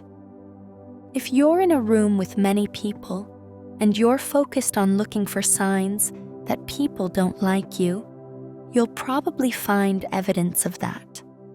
Someone didn't smile back. Someone didn't include you in a conversation. Someone seemed distracted when you were talking. But if you're focused on looking for signs of connection and friendliness, you'll find evidence of that too. Someone made eye contact and smiled. Someone asked about your day. Someone laughed at your joke. The room is the same. The people are the same. But your experience is vastly different based on where you directed your attention. Your subconscious plays a role in this by filtering what gets presented to your conscious awareness. If your subconscious has learned that social situations are threatening, it will tend to direct your attention toward potential threats, toward signs of rejection or judgment. This is its way of trying to keep you safe. But the unfortunate effect is that you end up with an experience that confirms your fear, even if the objective reality is more neutral or positive. This is called a negativity bias, and it's common in humans. We're wired to pay more attention to threats than to positive things because our ancestors who were good at spotting danger were more likely to survive and pass on their genes. But in modern life, where most of us aren't facing immediate physical danger most of the time, this bias can cause unnecessary suffering. You remember the one critical comment and forget the 10 positive ones. You ruminate on what went wrong and barely notice what went well. You can work with this bias by deliberately training your attention. This doesn't mean forcing yourself to think positively or ignoring genuine problems. It means balancing the automatic tendency toward negativity by consciously noticing what's also true in the positive or neutral range. This might look like a gratitude practice, where you regularly bring to mind things you appreciate, or a practice of savoring positive experiences, really letting yourself feel and register good moments instead of rushing past them. Over time, this kind of practice can actually change your subconscious filtering. If you regularly direct your attention toward positive elements of your experience, your subconscious begins to understand that these things are important to you, and it becomes more likely to present them to your conscious awareness automatically. You're not changing reality, but you're changing which aspects of reality you perceive, and that changes your experience profoundly. Mindfulness meditation is one powerful way to train your attention. At its core, mindfulness is about paying attention on purpose, in the present moment, without judgment. You might focus on your breath, or on sounds, or on sensations in your body. And when your attention wanders, which it will, repeatedly, you gently bring it back. This simple practice of noticing where your attention is and redirecting it is like weight training for your attentional muscles. With regular practice, you develop greater ability to choose where you place your attention, rather than having it yanked around by whatever is most pressing or distressing. This doesn't mean you'll never get caught in worry or rumination, but you'll notice it happening more quickly and have more capacity to redirect yourself. And that capacity can make an enormous difference in your quality of life. For overthinkers, training attention is particularly valuable because overthinking is essentially attention that's been captured by repetitive thought patterns. Your mind gets stuck in loops, going over the same material again and again without resolution. Learning to notice when you're in such a loop and gently redirect your attention elsewhere is not about suppressing thoughts or avoiding problems. It's about recognizing when thinking is productive and when it's just rumination that's making you feel worse without actually solving anything. The subconscious generates thoughts, but you have some choice about which ones you engage with. Not every thought requires your full attention. Not every worry needs to be followed to its conclusion. You can observe a thought and decide, this isn't helpful right now. I'm going to bring my attention back to what I'm doing. With practice, this becomes easier, more automatic, until your subconscious itself begins to learn that not every thought is a command that must be obeyed. As you lie here, you might notice your attention wandering, thoughts arising about things you need to do, problems you need to solve, concerns about the future, or regrets about the past. This is completely normal. Instead of fighting with your thoughts, which usually makes them stronger, you can practice a gentle noticing and redirecting. Oh, thinking about tomorrow. Returning to the sound of this voice. Oh, worrying about that conversation. Returning to the sensation of breathing. Each time you do this, you're practicing a skill, strengthening the neural pathways that allow you to guide your own attention. Let's talk about the concept of psychological safety, because it's foundational to healing and growth. Psychological safety is the felt sense that you're not in danger, that you can be yourself without facing judgment or rejection, that mistakes are opportunities for learning rather than occasions for punishment, that vulnerability is okay rather than something to be hidden at all costs. For many people, psychological safety was not reliably present in childhood. Perhaps you learned that love was conditional on achievement or good behavior. Perhaps emotions were treated as problems to be fixed or suppressed.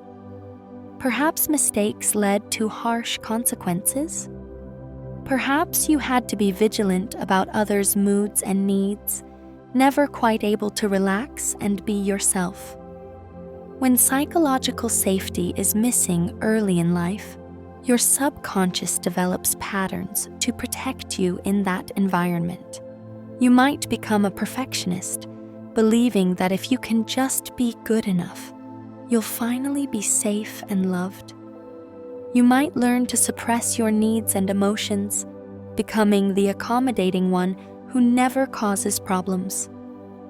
You might become hyper-vigilant, constantly scanning for signs of danger or disapproval. These patterns made sense in context. They were adaptive in an environment that wasn't reliably safe. But these same patterns can cause problems in adulthood, even when you're in relationships and environments that are actually safe.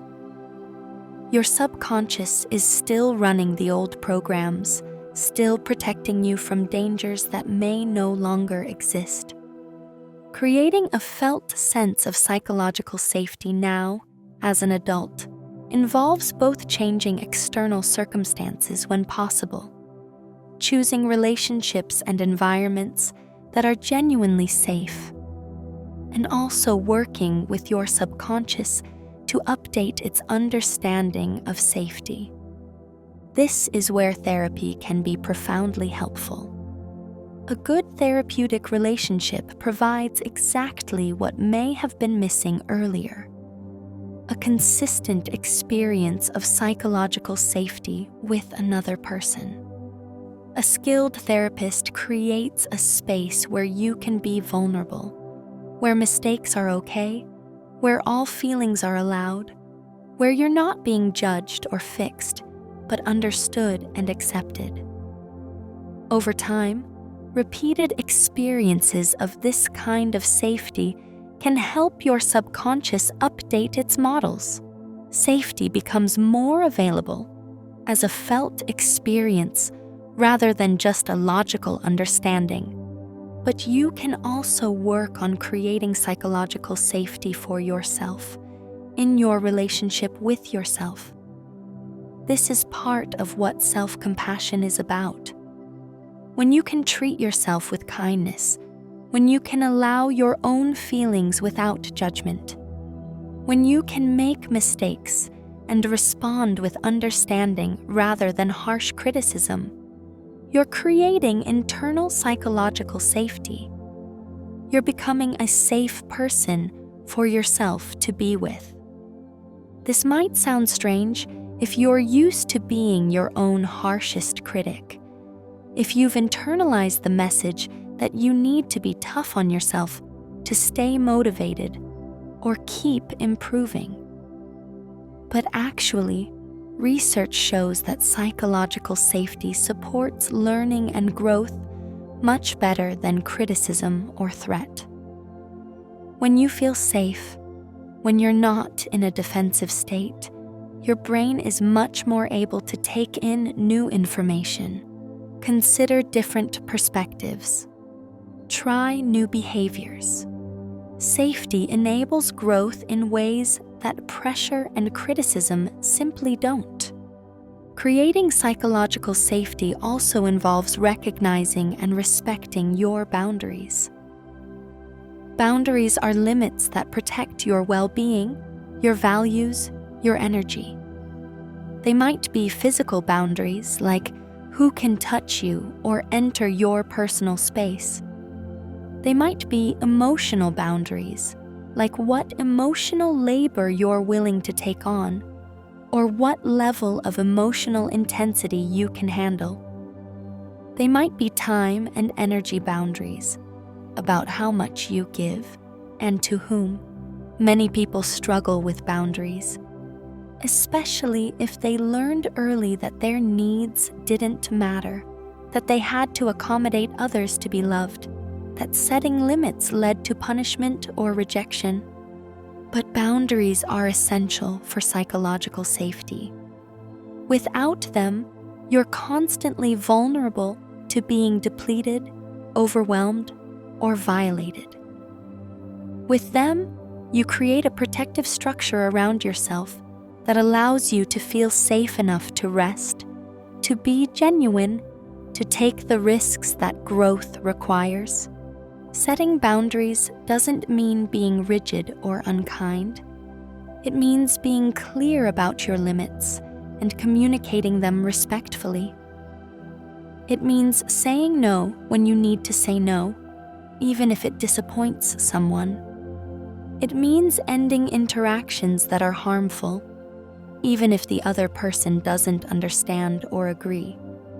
It means honoring your own needs as legitimate and important, not secondary to everyone else's needs. For highly sensitive people, boundaries are especially important because you're more easily affected by others' emotions and energy. You might absorb others' stress without realizing it, take on problems that aren't yours to solve, or become depleted by interactions that others find merely tiring.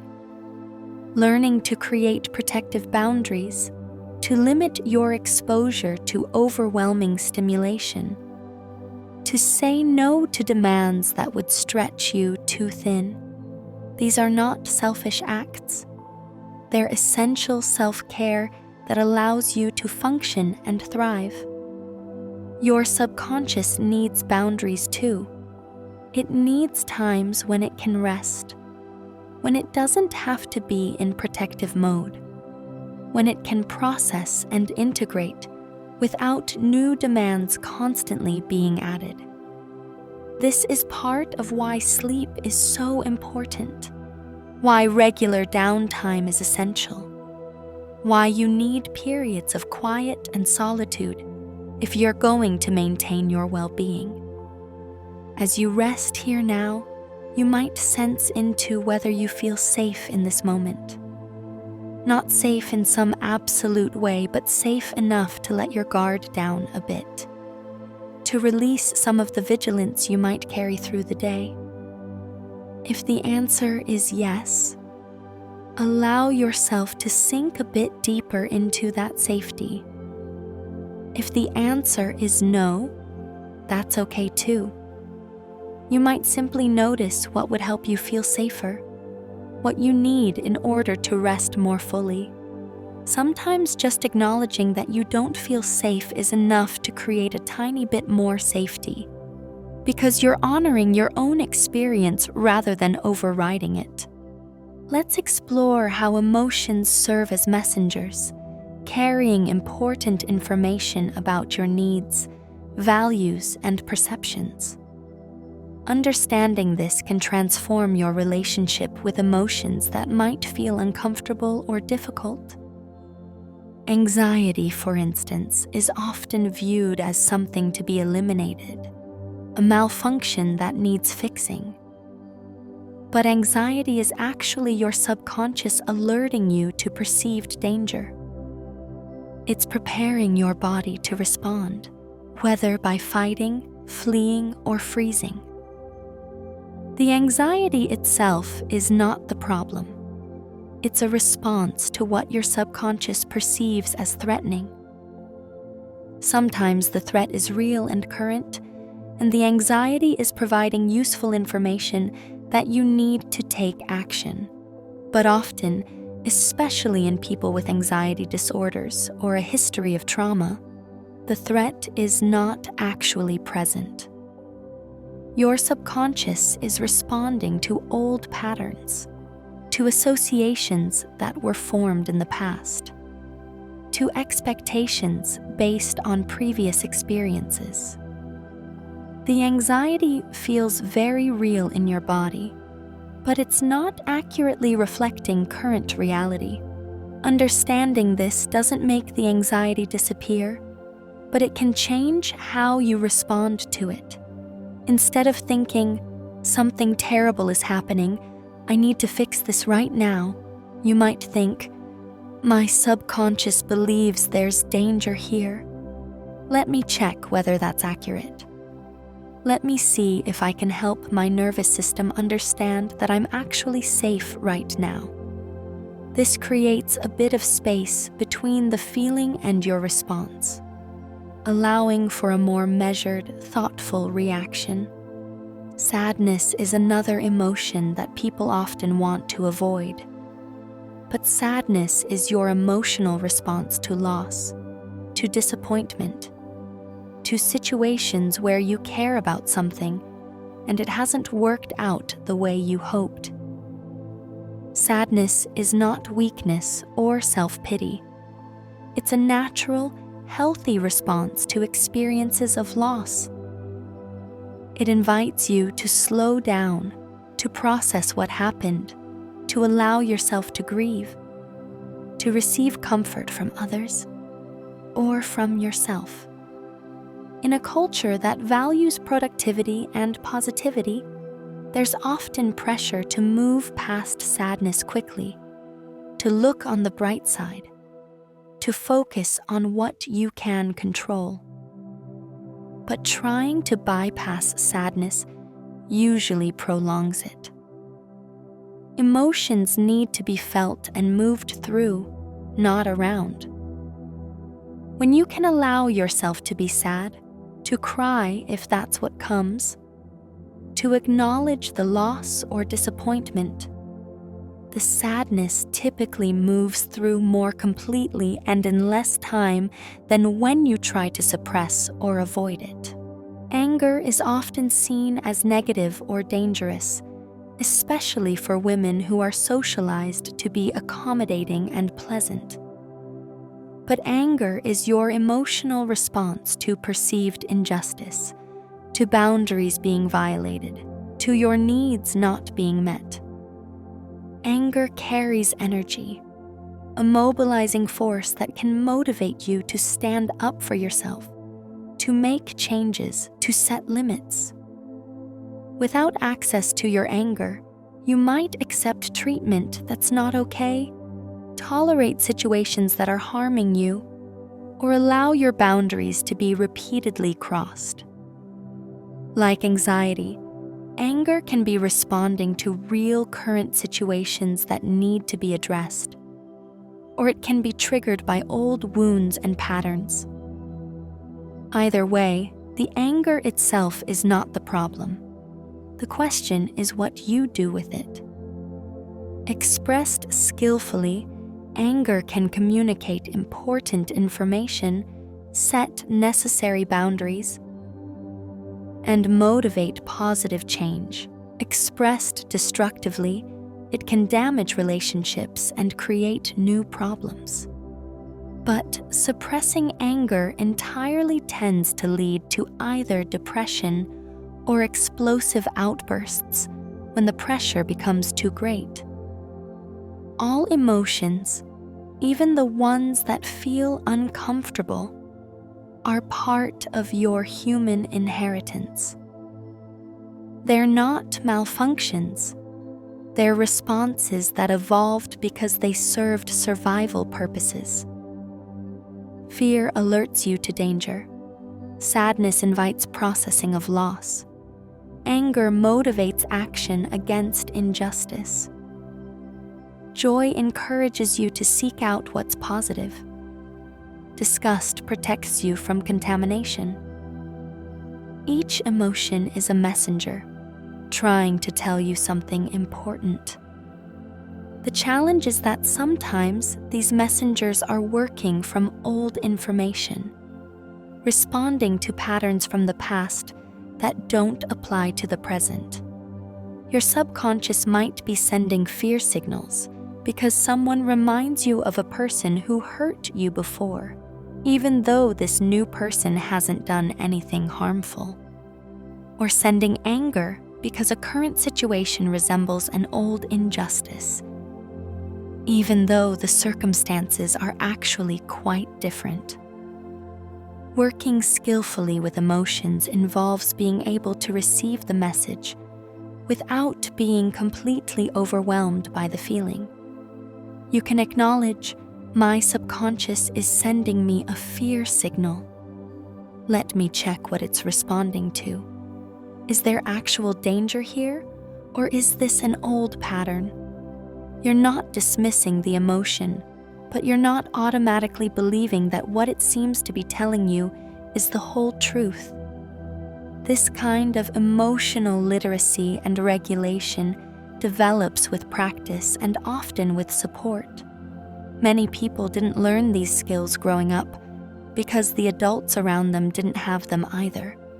Emotions were either suppressed entirely or expressed in destructive ways, with no middle ground of healthy acknowledgement and expression. If this was your experience, learning these skills as an adult is not a sign of deficiency.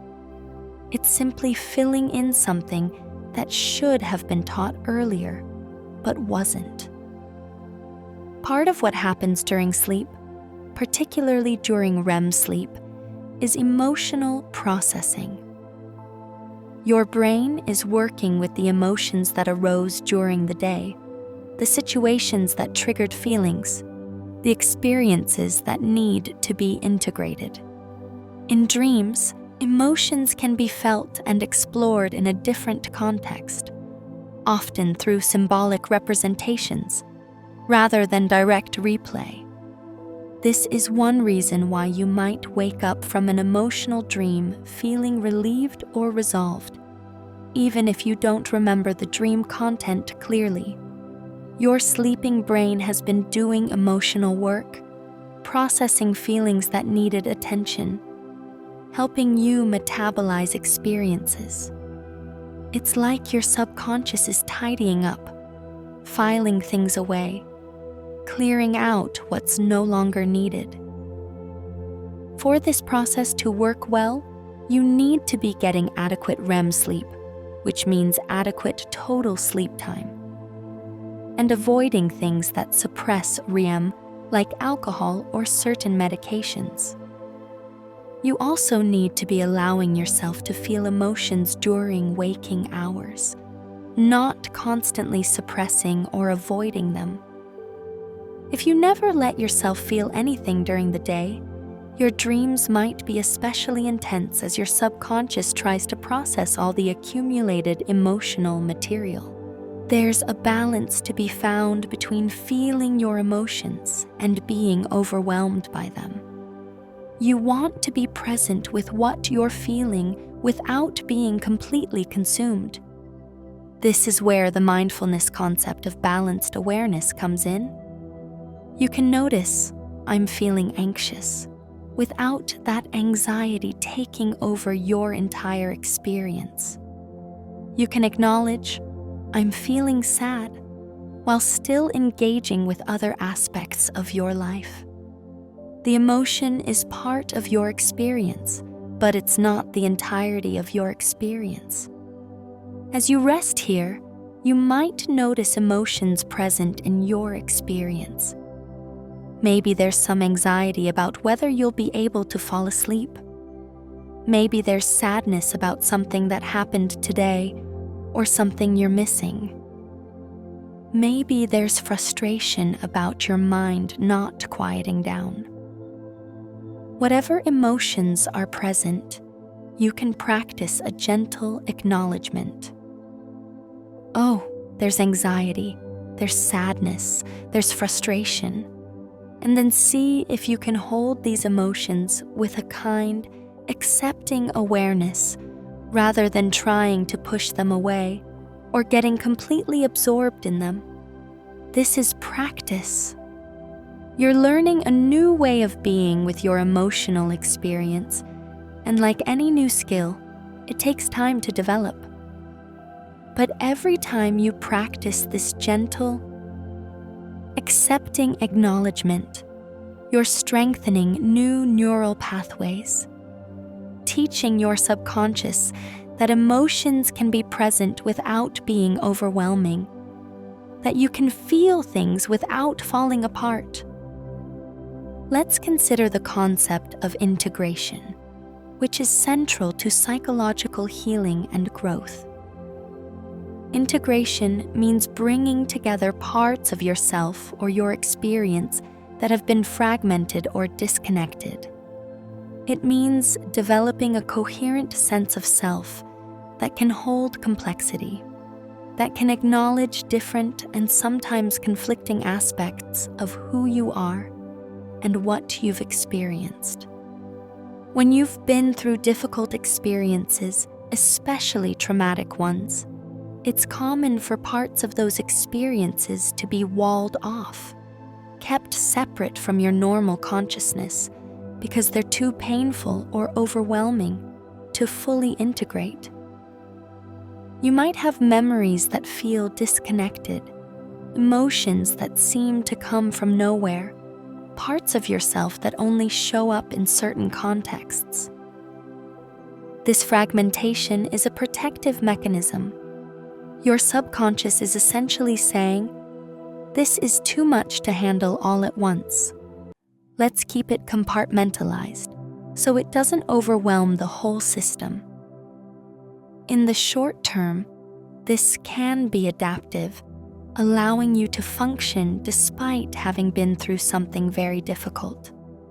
But in the long term, maintaining these walls takes energy, and the fragmented material continues to influence you from the shadows.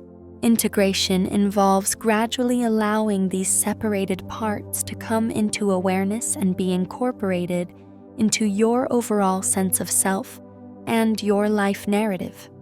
This doesn't happen all at once, and it typically requires support, whether from therapy, trusted relationships, or practices like journaling or art that help you process experiences in manageable pieces. The process of integration is not about forcing yourself to remember or feel everything immediately. It's about creating enough safety and support that your subconscious can gradually release its protective hold on fragmented material. As that material comes into awareness, you can process it, make sense of it, update the meaning it holds, and incorporate it into a broader, more complete story of who you are and what you've been through. Sleep plays a role in integration as well. During sleep, your brain is working to connect different pieces of information, to create coherence out of disparate experiences, to link emotional content with narrative content, to move memories from short-term to long-term storage in ways that make them accessible, but not overwhelming. This integrative work happens largely outside of conscious awareness, during those hours when your conscious mind is offline. For people healing from trauma, this natural integrative process can be disrupted. Nightmares might replay traumatic material without reducing its intensity. Sleep might be fragmented, preventing the deep stages where consolidation happens most effectively.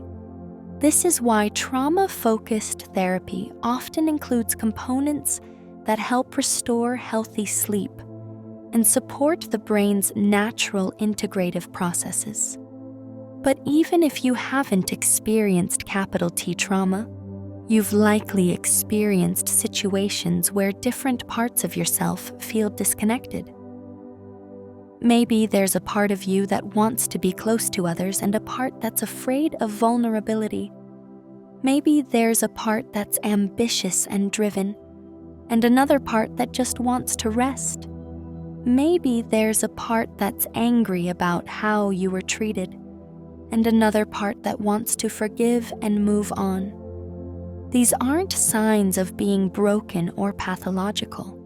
They're the natural result of having complex experiences, multiple influences, and a sophisticated psychological system that can hold different perspectives and possibilities.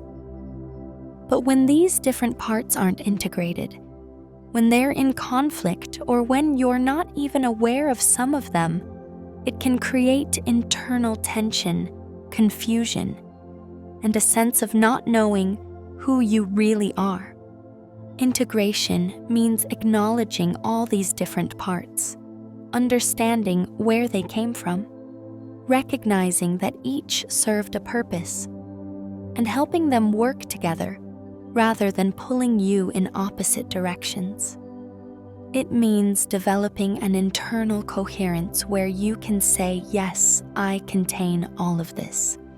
I want closeness and I'm afraid of it. I'm ambitious and I need rest. I feel anger and I'm working toward forgiveness. All of these can be true at once. This kind of integration creates psychological flexibility, the ability to respond to situations in varied ways depending on what's needed, rather than being rigid or stuck in one mode. Flexibility doesn't mean being inconsistent or not having values. It means having access to your full range of responses and being able to choose consciously, rather than being driven by unconscious patterns. Your subconscious is constantly working toward integration, trying to make sense of your experiences, trying to create coherent narratives, trying to connect present experiences with past ones.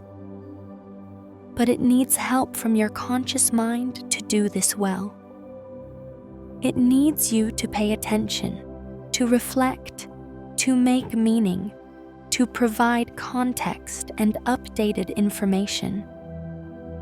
The partnership between conscious and subconscious creates the conditions for integration to happen. As you lie here in this liminal space between waking and sleeping, integration is happening.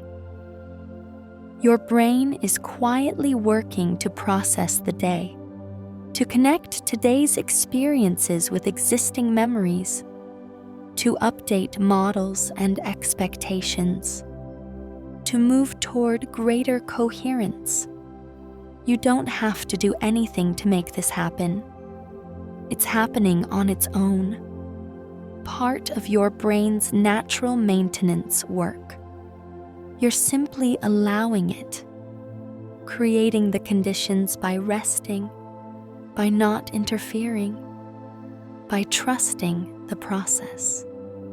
Let's talk about hope, because understanding how your mind works, understanding neuroplasticity and the capacity for change, understanding how sleep heals and how integration happens, all of this can be a source of genuine hope, not wishful thinking or denial of how hard things are, but real hope, grounded in the actual capacities of your brain and yourself.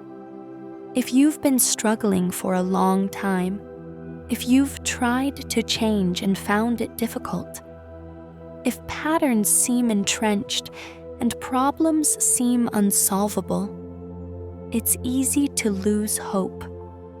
You might believe that you're just wired this way, that you'll always struggle with anxiety or depression or difficult relationships, that you're fundamentally broken in some way that can't be fixed. But neuroscience tells a different story. Your brain is not fixed. The patterns you're struggling with are not permanent features of who you are. They're learned responses, encoded in neural pathways that can be changed, not easily, not quickly, not without effort and support, but genuinely changed. The brain you have today is not the brain you'll have a year from now if you engage in practices and experiences that promote new learning. Every time you practice a new response, every time you deliberately cultivate self-compassion, every time you seek out supportive relationships, every time you take care of your sleep and your nervous system, you're creating the conditions for neuroplastic change. The effects might not be visible immediately, but they're accumulating. New neural pathways are forming, old ones are weakening. Your brain is literally restructuring itself. And every night as you sleep, your brain is doing its part.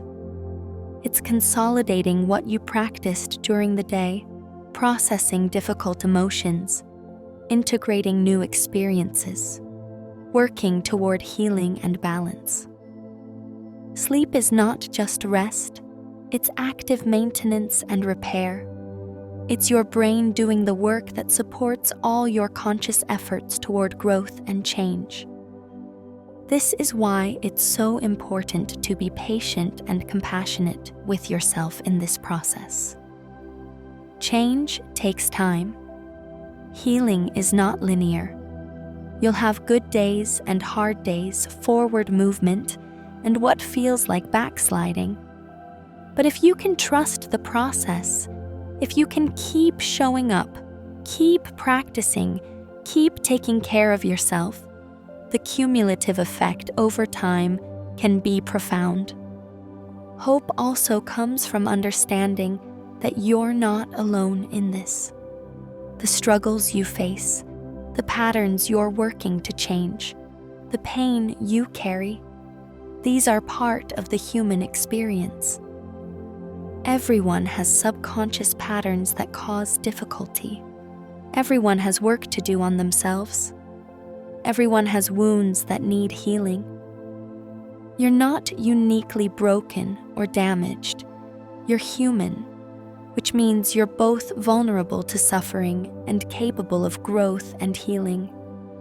Connecting with others who understand, whether in therapy, support groups, friendships, or communities, reinforces this sense of common humanity. You realize that your struggles don't make you defective. They make you human, and knowing you're not alone in this can itself be healing, can itself create hope. As you rest here, you might take a moment to acknowledge your own courage and resilience. You've made it through every difficult day up until now. You're here, still trying, still seeking understanding and growth. That's not nothing. That's actually remarkable. Whatever brought you to this moment, whatever struggles you're working with, you're showing up. You're doing your best. And that deserves recognition and respect. Your subconscious is listening to this acknowledgement. It hears when you treat yourself with kindness, when you recognize your own strength, when you approach yourself with respect rather than criticism. And this kind of internal dialogue, repeated over time, becomes part of the new programming you're installing. You're teaching your subconscious that you're worthy of care, that your efforts matter, that you can trust yourself to navigate whatever comes. Let your body settle even more deeply now. Feel the support beneath you, holding you completely. Notice your breath, flowing in and flowing out, without any effort from you. Your body knows how to breathe. Your heart knows how to beat. Your subconscious knows how to keep you alive and how to work toward healing. You can trust these processes. You can let go of the need to control everything, just for now, just for this night.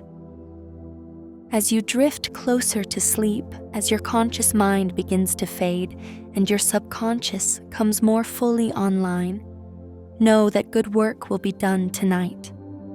Your brain will process the day. It will consolidate memories. It will soften emotional charges. It will make connections and integrations that might surprise you when you wake. It will continue the work of healing, the work of growth, the work of becoming more whole. All of this happens in the quiet darkness, in the mystery of sleep, in the vast subconscious realm where so much of who you are resides. You don't have to understand it all or control it all. You just have to allow it, trust it, rest into it. Sleep well, dear friend. Your subconscious is working even now, helping you, healing you, moving you toward the person you're becoming. Let yourself rest fully, knowing you're held by processes deeper and wiser than conscious thought. Let yourself trust that tomorrow will bring what it brings, and you'll have what you need to meet it. Let yourself simply be here now, in this moment, in this peace, in this gentle drift toward sleep. Rest well, be well. You are doing better than you know. Let's explore deeper into the remarkable ways your subconscious mind creates your experience of reality, because understanding this can profoundly shift how you relate to your own thoughts and perceptions. Your conscious experience, everything you see, hear, feel, and think, is not a direct representation of objective reality. It's a construction, a model your brain creates based on sensory input filtered through your subconscious patterns, beliefs, and expectations. Consider vision for a moment. You feel like you're seeing the world directly as it is. But what's actually happening is that photons are hitting your retina, creating electrical signals that travel to your brain, where those signals are interpreted and constructed into the visual experience you have. Your brain is making countless assumptions and filling in gaps to create a coherent visual field. There's actually a blind spot in each eye where the optic nerve connects to the retina, but you never notice it because your brain seamlessly fills in what it expects to be there. This constructive process happens not just with vision, but with all your senses and with your thoughts and emotions as well. Your subconscious is constantly predicting what's going to happen next based on past experience, and these predictions shape what you actually perceive. If you expect a situation to be threatening, your subconscious will tune your perception toward detecting threat. If you expect people to be judgmental, you'll be more likely to interpret neutral expressions as critical. This is sometimes called predictive processing, or the Bayesian brain hypothesis. Your brain is essentially making informed guesses about what's happening in the world based on prior probabilities learned from past experience. When new sensory information comes in, it's compared to these predictions. And what you consciously experience is a combination of the prediction and the sensory data, weighted toward whichever source your brain deems more reliable in that context. This has profound implications. It means that much of what you experience is not purely data-driven, but is shaped by your expectations, your beliefs, your mood, your past experiences. Two people can be in exactly the same situation and have completely different experiences because their subconscious is making different predictions, filtering information differently, constructing different experiential realities. This is not some abstract philosophical point. It shows up in concrete ways in daily life. If you're feeling anxious, you're more likely to interpret ambiguous situations as threatening. If you're feeling sad, you're more likely to notice and remember negative information. If you believe you're incompetent, you're more likely to interpret mistakes as evidence of your incompetence, rather than as normal learning experiences. But here's the hopeful part. If your experience is constructed based partly on your subconscious predictions and filters, then changing those predictions and filters can change your experience. This doesn't mean you can just think positively and everything will be fine. It means that by providing your subconscious with new experiences, new information, new ways of interpreting situations, you can gradually shift the predictions it makes and thus shift your actual lived experience. This is part of how cognitive therapy works. By identifying and questioning distorted thought patterns, by deliberately practicing more balanced ways of interpreting situations, you're not just changing your conscious thoughts. You're training your subconscious to make different predictions, to filter information differently. Over time, and with practice, these new patterns become more automatic, more subconscious, until you're naturally perceiving situations more accurately and less through the lens of old distortions. Your subconscious is also constantly making predictions about your own internal states.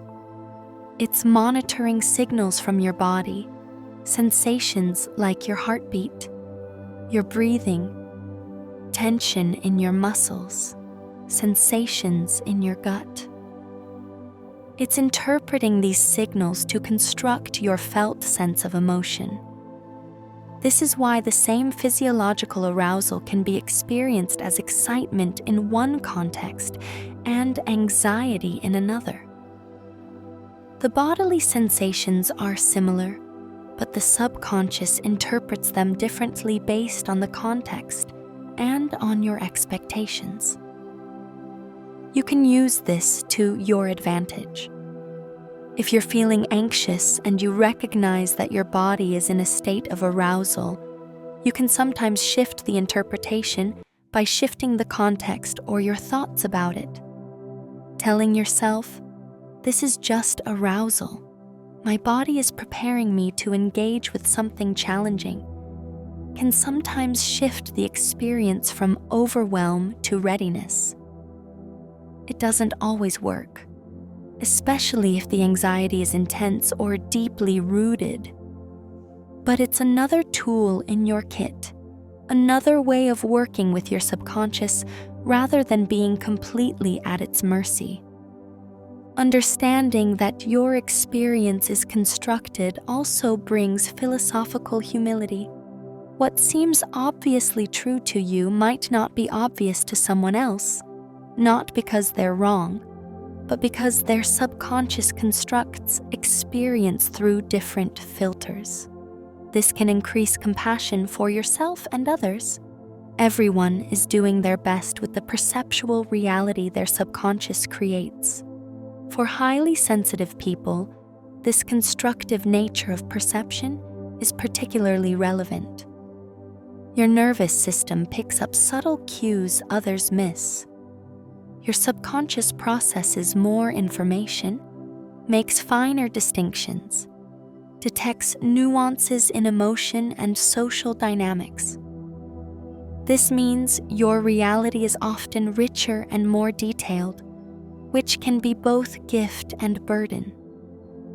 It's a gift because you appreciate beauty deeply, understand people fully, notice connections others overlook. But it's a burden because you're more easily overwhelmed, more affected by negative stimuli, more aware of problems and suffering.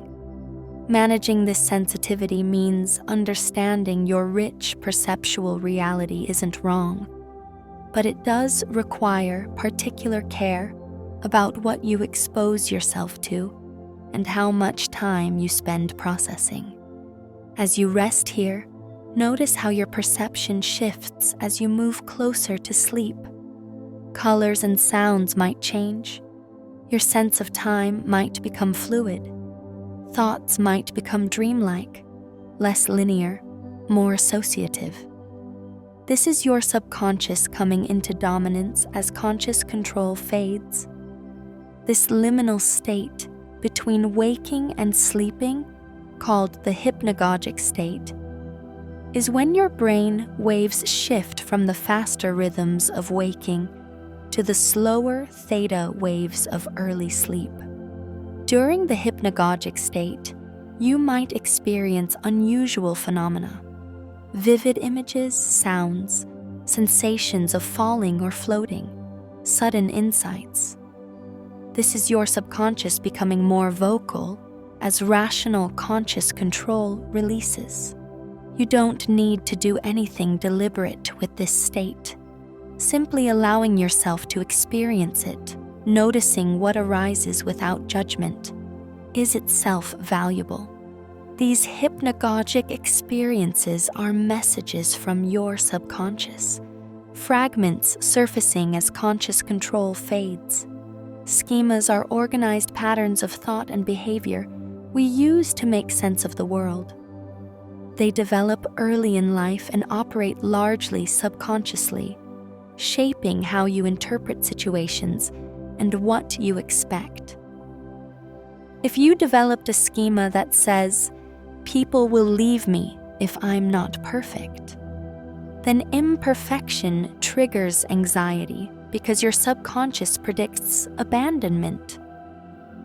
Schemas are self-perpetuating. They influence what you notice, how you interpret events, how you behave, creating experiences that confirm them. This is a self-fulfilling prophecy. But schemas can change through awareness, deliberate practice of new interpretations and behaviors, and repeated experiences that contradict the old schema. It's long-term work, often requiring therapeutic support, but genuinely possible.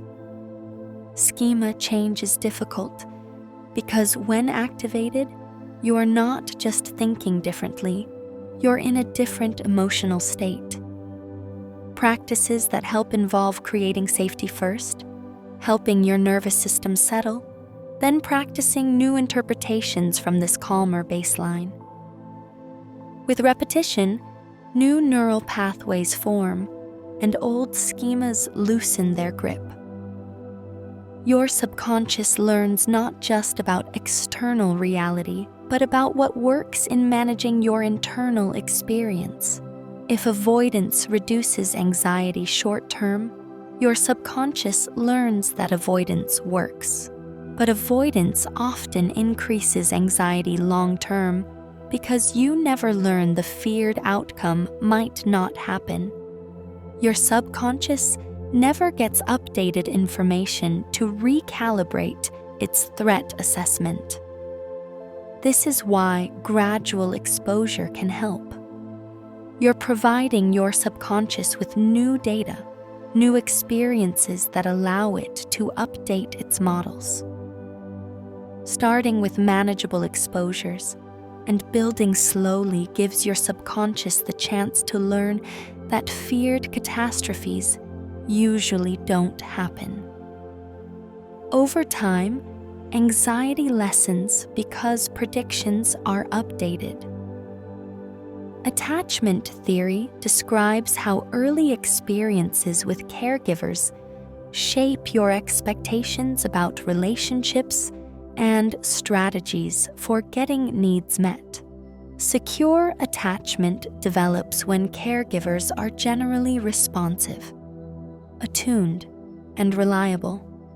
But inconsistency, neglect, or trauma leads to insecure patterns, anxious attachment with fear of abandonment, avoidant attachment with discomfort around closeness, or disorganized patterns that crave yet fear connection. These aren't just conscious beliefs, but deep subconscious schemas influencing your physiology, emotions, and automatic behaviors. They developed adaptively for your early environment, but can create difficulty now if your current relationships are actually safe, while your subconscious still operates from old expectations. The beautiful thing about attachment is it's not fixed. Research shows attachment security can be earned through corrective relational experiences, whether in romantic partnerships, therapeutic relationships, or other close connections where safety, attunement, and reliability are consistently present. Over time, repeated experiences of secure connection help your subconscious update its attachment models. This updating happens in your sleep too. When you have experiences of safe connection during the day, those emotional memories get consolidated during REM sleep, strengthened and integrated. Healing isn't just intellectual understanding, but repeated felt experiences of safety that your subconscious learns from. For trauma survivors, attachment security is often disrupted. Healing involves not just processing trauma, but rebuilding safe connection with others and yourself. This is slow work. Trauma teaches hypervigilance, expecting danger, protecting through disconnection. Unlearning requires patience, support, and countless small experiences of safety that gradually convince your subconscious the world might be different than it learned. Trauma memories are often encoded differently, fragmented without normal narrative structure. They're stored as sensory fragments, bodily sensations, emotional states. This is why survivors sometimes can't talk about what happened, but feel it in their bodies, triggered by seemingly unrelated sensory cues. Healing trauma involves helping fragmented memories become more integrated, more narrative, more able to be thought about without overwhelming distress. Various therapeutic approaches like EMDR, somatic experiencing, and trauma-focused CBT all work with the principle of titration, processing trauma material in small, manageable doses, allowing the nervous system to handle it without overwhelm. Sleep disruption is common in trauma survivors, creating a vicious cycle. Trauma makes sleep difficult, but poor sleep impairs trauma recovery processes. Addressing sleep through better sleep hygiene, sometimes medication, can be crucial. Better sleep provides more resources for difficult processing work. If you're someone with trauma history, you might notice your nervous system watching, cautious, not fully convinced it's safe to sleep. That's understandable. Your subconscious learned vigilance for good reason. You can acknowledge that vigilance with compassion while gently offering reassurance. Right now, in this moment, I am safe. I can rest. My body can release its guard just for now. Tomorrow I'll be alert if needed. But tonight I can rest. This gentle self-talk won't override deep patterns immediately, but it's practice, communicating with your subconscious, offering new information. Over time, with repetition and experiences of being safe upon waking, your subconscious can begin trusting that rest is okay.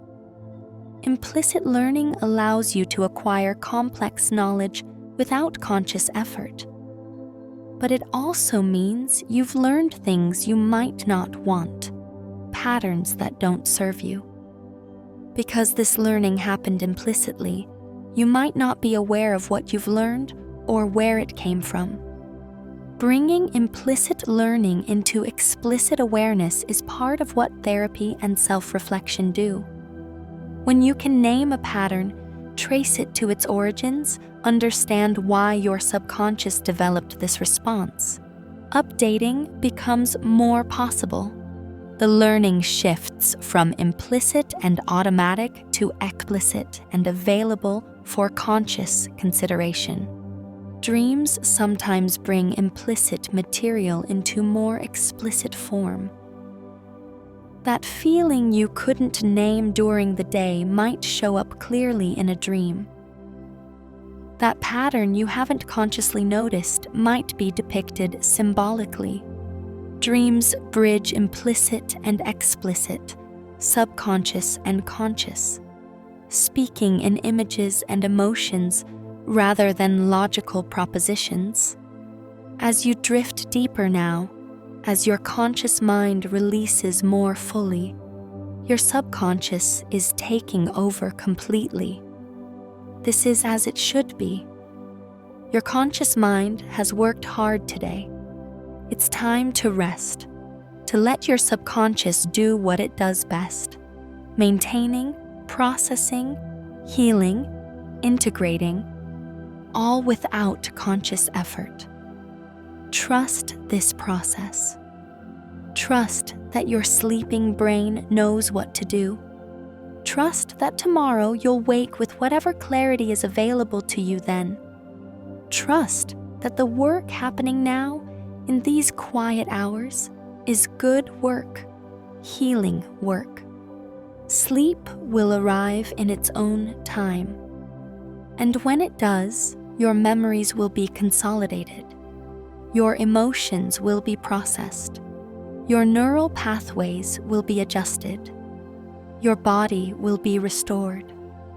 Your subconscious will work its quiet magic. Tomorrow, you may not remember this time, may not recall what we've discussed, but something will have been absorbed, some seed of understanding planted. Your subconscious will have taken what it needed, filing it away where it will serve you when the time is right. Sleep well, dear friend. Rest deeply. Allow yourself to be held by the mystery of your own mind, the vastness of your subconscious, the wisdom of processes older than consciousness itself. You are doing the best you can. You are learning and growing. You are healing slowly, steadily, in ways both visible and invisible. May your sleep be peaceful. May your dreams be gentle. May you wake tomorrow with renewed energy and a sense of possibility. You are worthy of rest. You are worthy of care. You are worthy of all the healing and growth that await you. Be well. Rest well. Until we meet again in another gentle journey through the landscapes of the mind. If you found peace or comfort or understanding in this time together, please know that you're welcome to return whenever you need. The subconscious is always here, always working, always ready to be explored with gentleness and curiosity.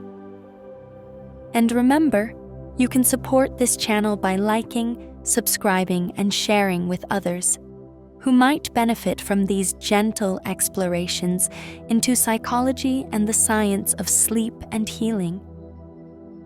But for now, simply rest, simply be, simply allow sleep to come in its own perfect time, carrying you into the remarkable world of your dreaming mind, where healing happens in ways beyond words, beyond conscious understanding, in the deep language of the subconscious that has been with you since your very first moment of life.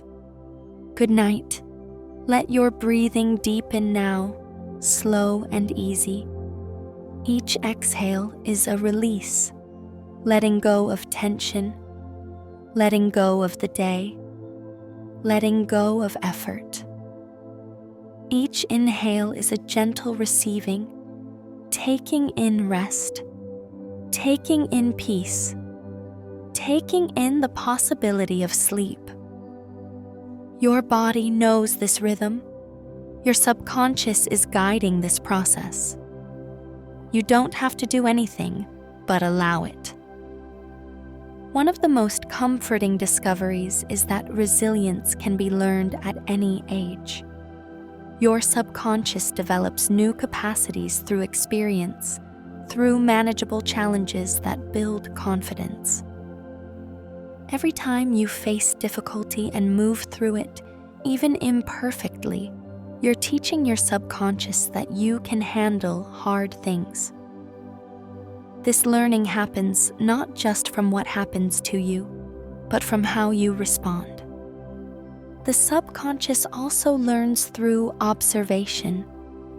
When you see others model healthy responses, your brain absorbs those patterns. This is why the people you surround yourself with matter, why books and stories can influence you, why fictional characters who embody qualities you admire can actually help you develop those same qualities. As you lie here in this quiet space, you might notice qualities you're working to develop. Patience, perhaps, or courage, self-trust, the ability to set boundaries. Whatever it is, you can hold it gently, not as something you lack, but as something you're learning. You don't have to have it figured out right now. You're in process, as all humans are, always learning, always growing, always becoming. The subconscious is patient with this process in ways the conscious mind often isn't.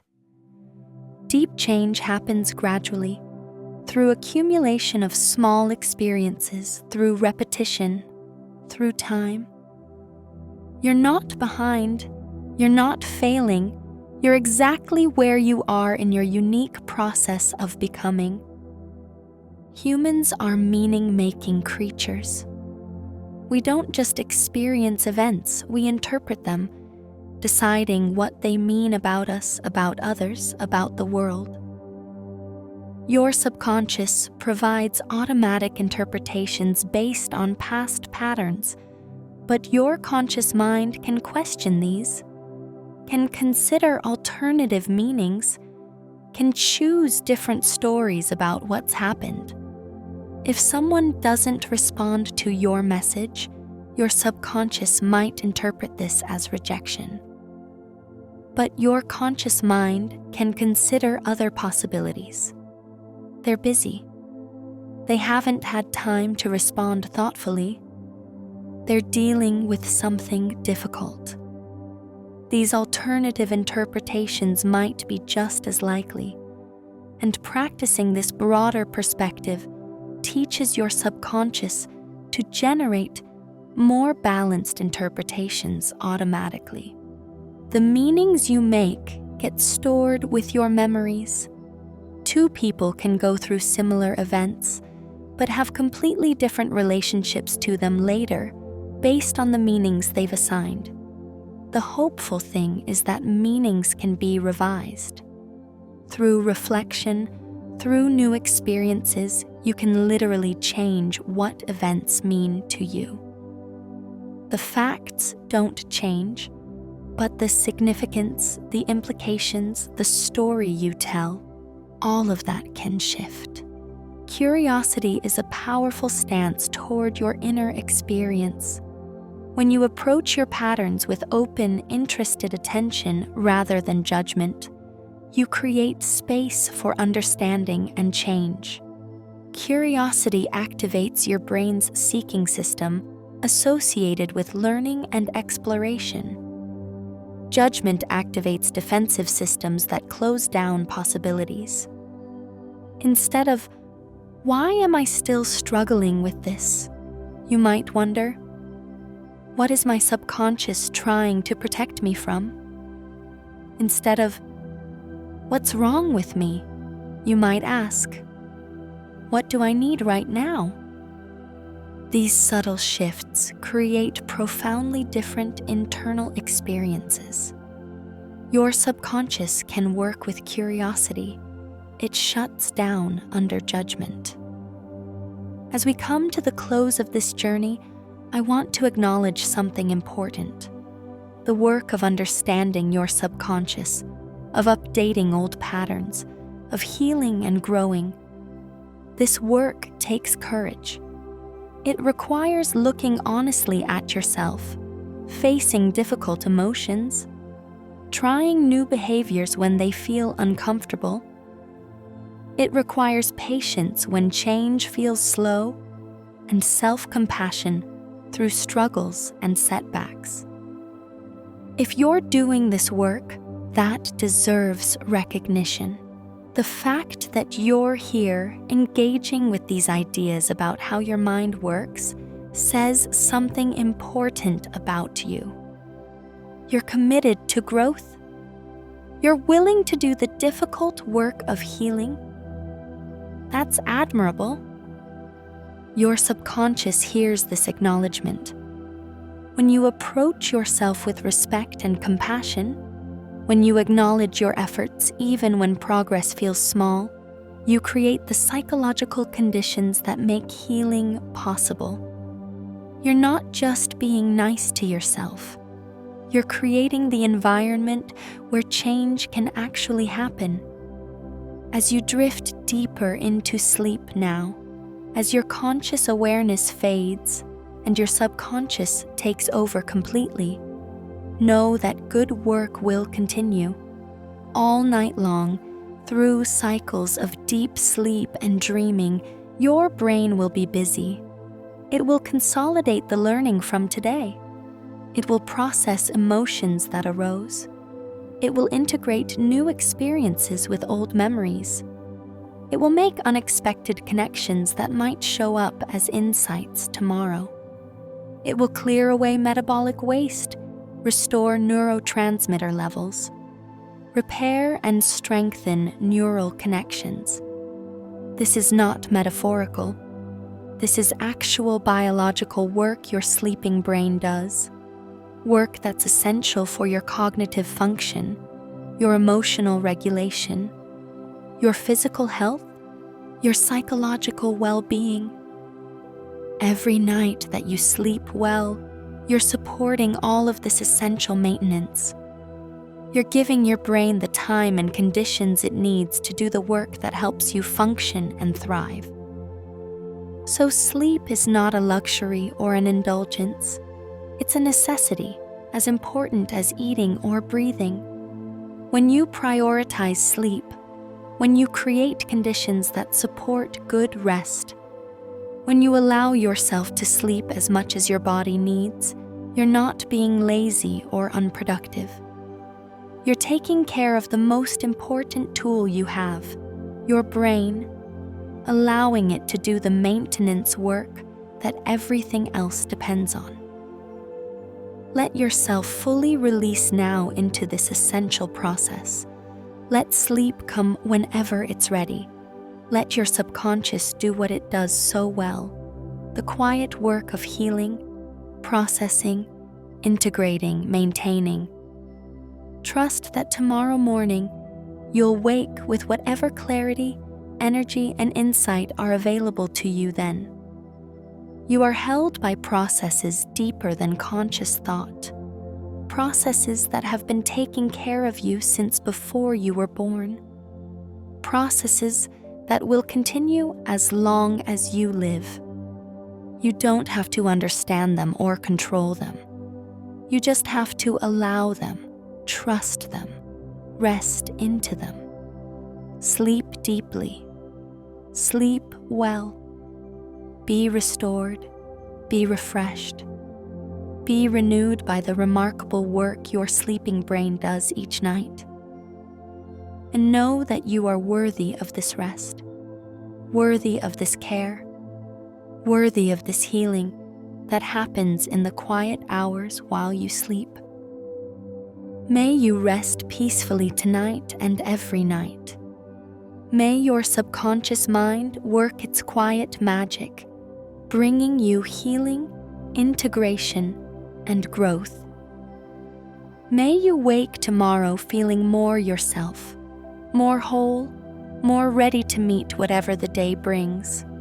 Thank you for spending this time here in gentle exploration of the remarkable mind you carry. May you find peace, and may you sleep well. Good night, dear friend. Rest well.